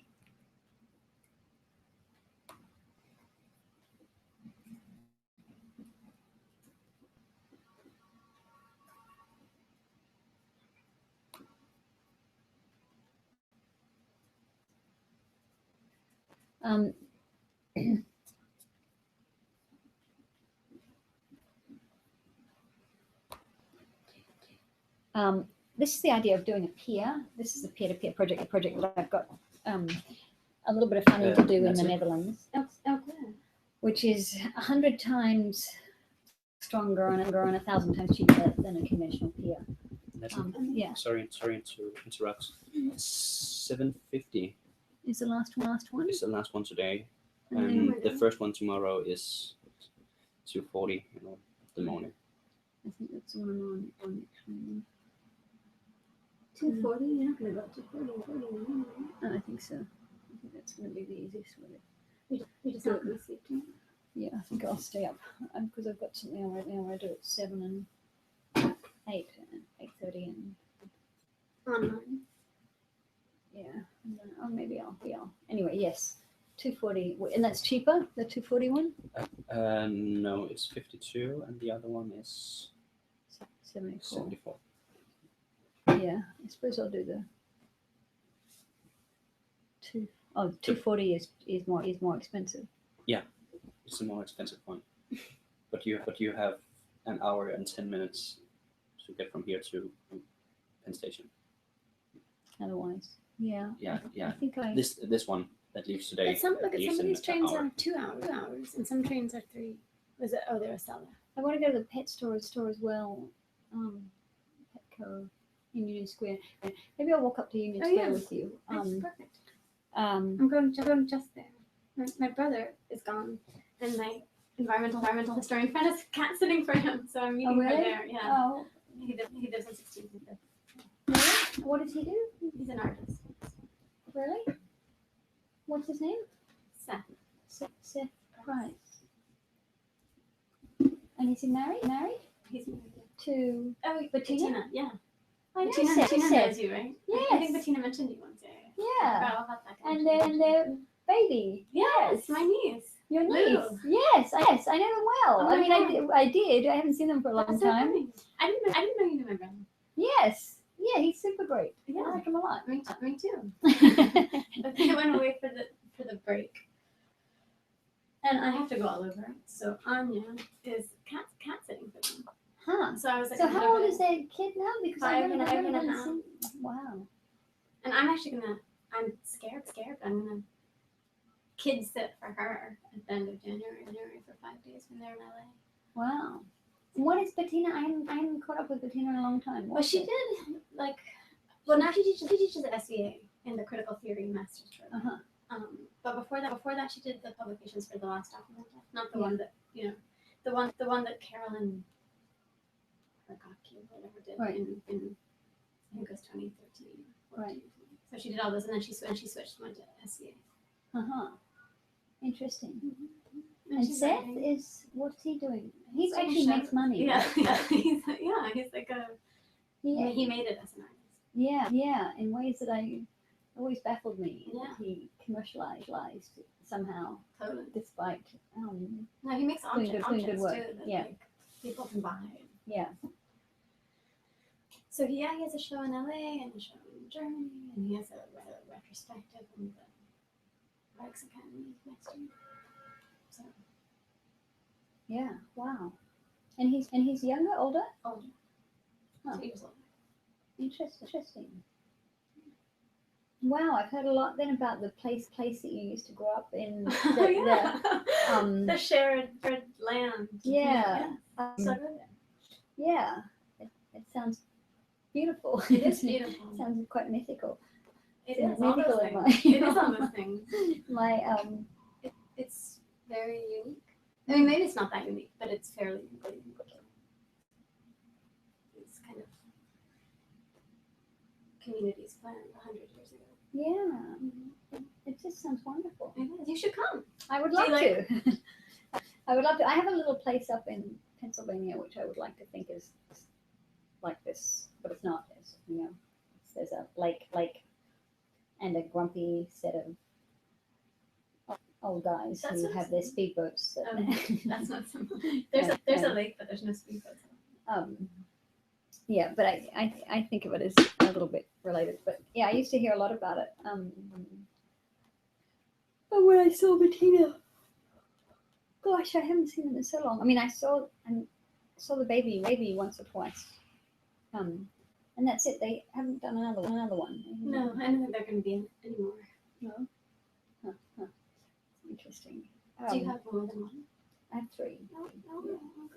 Yeah, but they're big. Well, E's just gotten into Princeton, and then Yo is it next year? We'll see what he's doing. I was at wrestling. Introduced to wrestling, the sport of wrestling, actually, which is very. It's amazing to watch. So He's very serious about it. Yeah. He's 16 and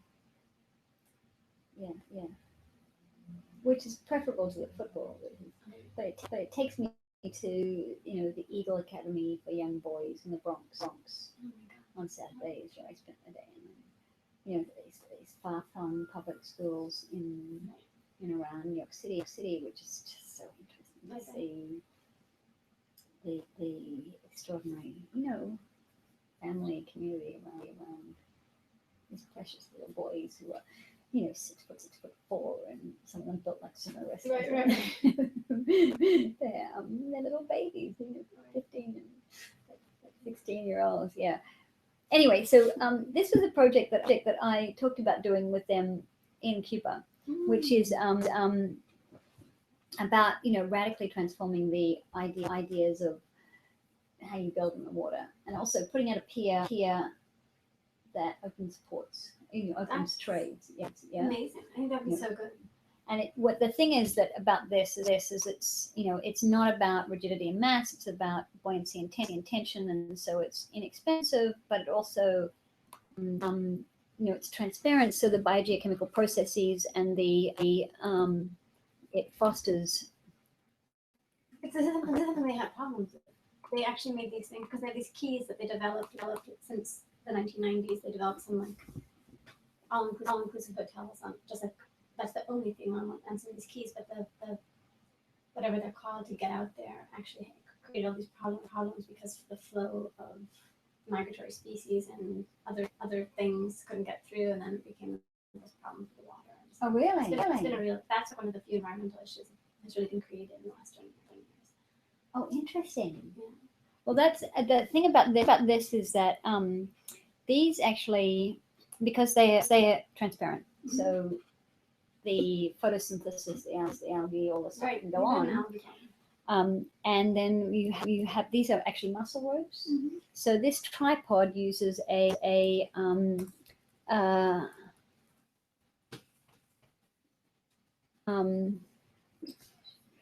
uses a submerged buoy and these instead of a big concrete pylon, right? So you have that's why it's radically inexpensive, and it has no catastrophic failure mode. And it's perfectly constrained and is still, but it doesn't have dragging anchors that churn up the eelgrass or and a high so you've got a kind of a static point that you can work with instead of. So this is a paradigm shift, right? That's fantastic. But then these support muscles and generate energy. So that's a little wave energy generator, and instead of most wave energy generators, if they get fouled, they get less effective. But this creates more momentum, and so it creates more energy, and it also does water purification. So that the pillow actually evaporates, condenses the water, and then collects in a little lip, and then you have fresh water as well. Desalination, slow but steady desalination process. So water everywhere. But anyway, so this idea that we could build one here and build one there, and kind of open the port, have this tech experiment where here, like Miami. Here, probably New York City actually, one where I can hopefully do something similar. And the Netherlands, which is where I do have some funding to do a version of it, not much, but this is sort of sufficiently tech for the tech people to maybe put strain gauges on to get their teeth into without just being a blinky Raspberry Pi. We're going to do some environmental monitoring, which in effect is just spectatorship. Yeah, this whole idea we're going to do soil quality monitoring. Well, what does that mean? What is soil quality? How do just there's no, it's not really a robust. The data. Yeah, it doesn't. It's these are soil biodiversity is not something you can. That's probably the most compelling metric, and it's not something you can easily measure with a little sensor, cheap little sensor from Raspberry Pi. So this is one of the projects that we might be able to do. No, This is March, right? Totally. Yeah. Great. Good. I was thinking something might be good contact for you as you like go forward with that would be Dan Biddle, who's at the Environmental Defense Fund in the U.S. But he's like been a Cuba point person, so he knows a lot of people who've been working on like the littoral and all this stuff. Oh yeah. Daniel Whittle, Whittle. I think he's based in North Carolina, but he's a lawyer for the Environmental Defense Fund, and he's been working on. He might also work for the Nature Conservancy or something, but definitely the Environmental Defense Fund. And he's written like two important articles on environmental legislation. Thank you. But he also just knows a lot of good contacts. Huh. Interesting. Well, the other thing is, I mean, the contact that you had given me, the Funes, yeah, which you said, yeah. And what I'd like to do is kind of make some contact with them, and where am I? Where's our notes?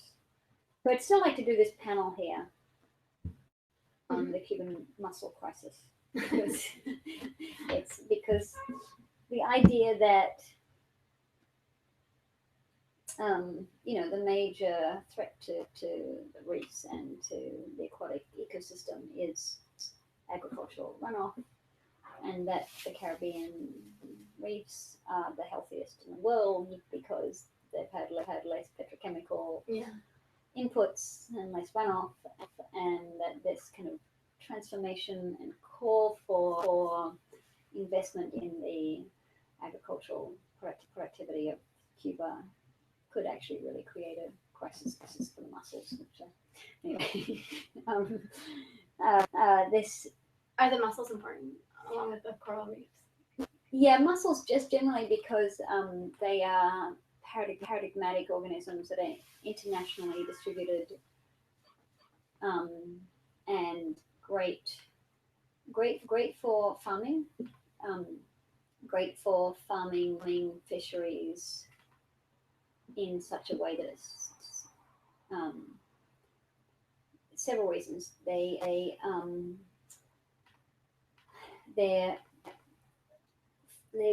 effect of cultivating mussels, unlike fish farming, actually improves water quality instead of degrading it. It also creates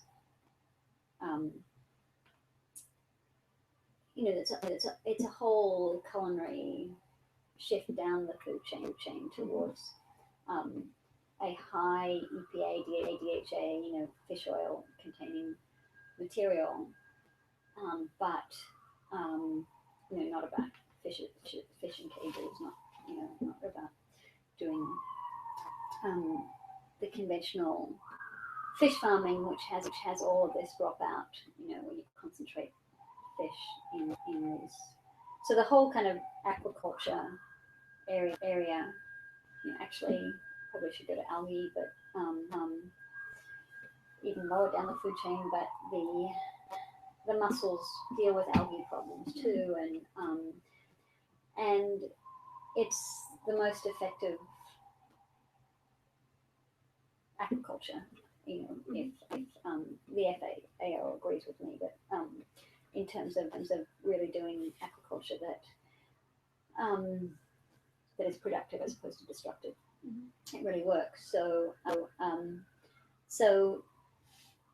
that, and then in addition to making them energy generating, which is this new design that this New Zealand marine physicist has developed, which the biooscillator, which I think is super cool.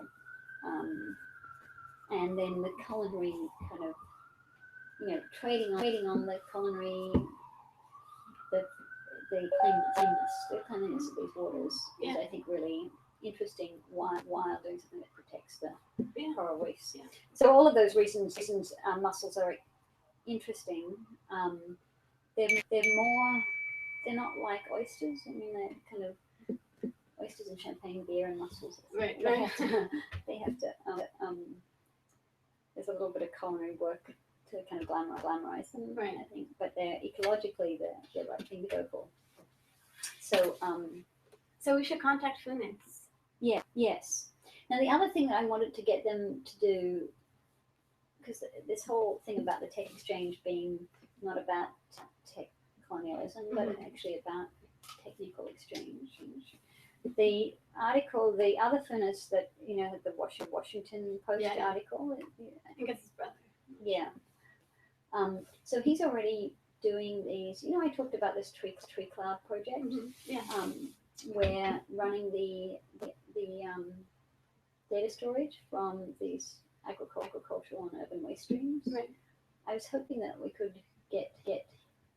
So I'd like to kind of disrupt that kind of urban rural thing, and get him potentially to run a server and have the agroeconomists and these guys being at the forefront of digital technology in addition to. I mean, I think it's a really good idea, and now is the time for this kind of idea, because you know the internet has been a problem politically. Like, there's no internet.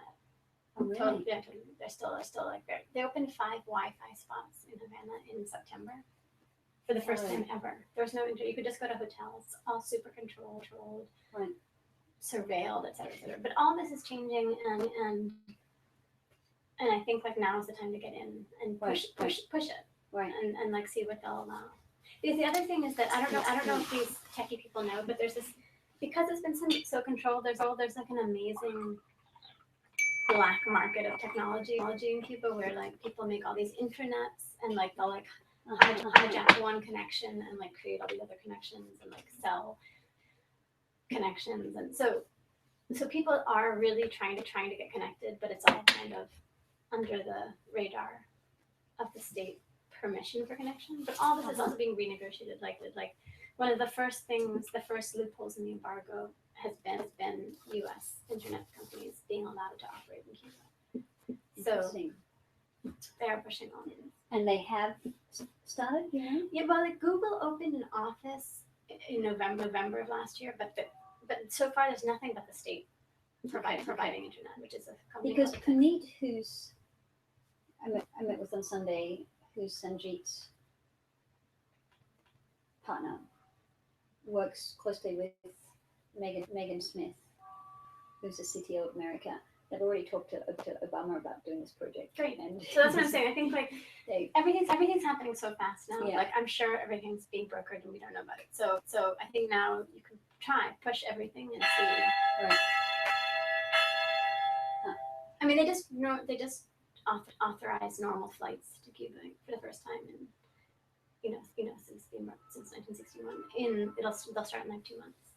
So everything is gonna keep on changing. Where's this area? Is it in Havana that has had the issue with the piers and the? No, that is one is called Cayo, CAYO. CAYO. It's a key. Right. Then Coco, CO. I think it's these keys where there was no development, and they just put something on it and built these long. I don't know what the see there, you can see it. That's the thing, Right. And that's the thing that's caused problems. Right. I don't know what the Yeah, changes the flow regime. This is actually what's Anyways. happened around. Okay. So wherever they built them, I think it's not just peat. It's not just there. They've had this problem. Okay. So the thing I thought we should do. I mean, I'd like to do it.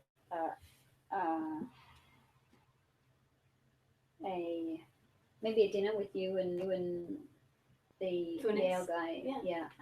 And do you know the Cuban guy who's the head of sociology, the chair of sociology at Princeton? Miguel Centeno I don't know. or Alejandro Fortes. I think it's Fortes is like emeritus. He's kind of in Miami, but Centeno, yes, he's great. yeah. I met with him because he met with my daughter and I met him. CENTENO.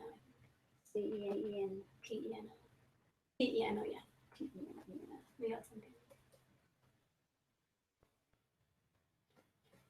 Does he do any work on Cuba too? He did a little bit of work. He hasn't done much because he's been doing more work on Yeah. This is him. Yeah, he's great. He stays interested. He just came with something on Cuba like last week. So who else do you have? You have up in yeah. He was really sweet. He's really sweet. You know, somebody who has a long history working with Cuba, but he's like not a Cuban person per se at all. But his name is Stan Katz, and he used to be the head of the American Council for Learned Societies, the ACLS, which works a lot with the SSRC, the Social Science Research Council. And he and I worked together actually in the late 1990s, early 2000s, because there was a program to increase collaboration between U.S. and Cuban academics that went through the Academy of Sciences of Cuba. And so ever since then, he's been working to increase exchange. Interesting. He Yeah. had done this kind of work in Vietnam and the Soviet Union. So we should have a little dinner. I was Yes. thinking. Human Condition said they'd host it. Great. Just to have a informal discussion about what we're doing. Introduce people, and then to have a workshop panel. And I actually have. I'm thinking about how to kind of do this well, but the DDC, the Department of Design and Construction here in New York City, has invited me to be the first artist in residence to I don't know, to squeeze things up, to shake things up, post this very explicit thing that they invited me, that cities are leaders in climate, post 2020 COP21. New York City has to show some intellectual leadership coming. So I'll be working directly with Commissioner and with the two design leads, and I think this kind of collaboratory, which I'm calling it, where we're doing experiments both in Cuba and here, where in no way is it exporting American technology, right. But so the other this other thing about I really want to demonstrate how we can run this cloud data storage in New York City using the technology that Cubans are better at. I was going to say they are the perfect innovators of this, because they're like all doing crazy. Right. They are pretty well trained also. Yeah. I mean, they are among the many myths, it's true that there is really good education. So exactly. But they just they don't. So they have to make things up all the time because they don't have access. Right. So they're always like jerry rigging some engineering project. Right. So what's your okay? So let's walk up to the thing. Petco? I'm going to go up to Petco, Mhm. see what I can get in terms of animals for tomorrow. Yeah. Are you going to some animals? Really? Yes. What are you going to do with them between now and 2:40 a.m.? Put them in the live animal room. Yes. Well, we're going to go and do these portraits tomorrow, so we have to have some animals given that these other poor butterflies are We can stuck store in them the at mirror. Sam's while we're casting until they come by at midnight. And yeah, that was the marathon. This is not a performance session. Oh, it's still running? Yeah. Wow. Is there somebody on the other end of it? No. I have this thing where I've been. This is not a performance. This is Vimeo channel that I'm trying to do. Where open sourcing and work with the environmental clinic, so recording and streaming real time live. And it was supposed to be for a few little meetings, but they all bleed into each other to become some Synergetic project. yeah. I spoke with NYU IT Service Desk about your website.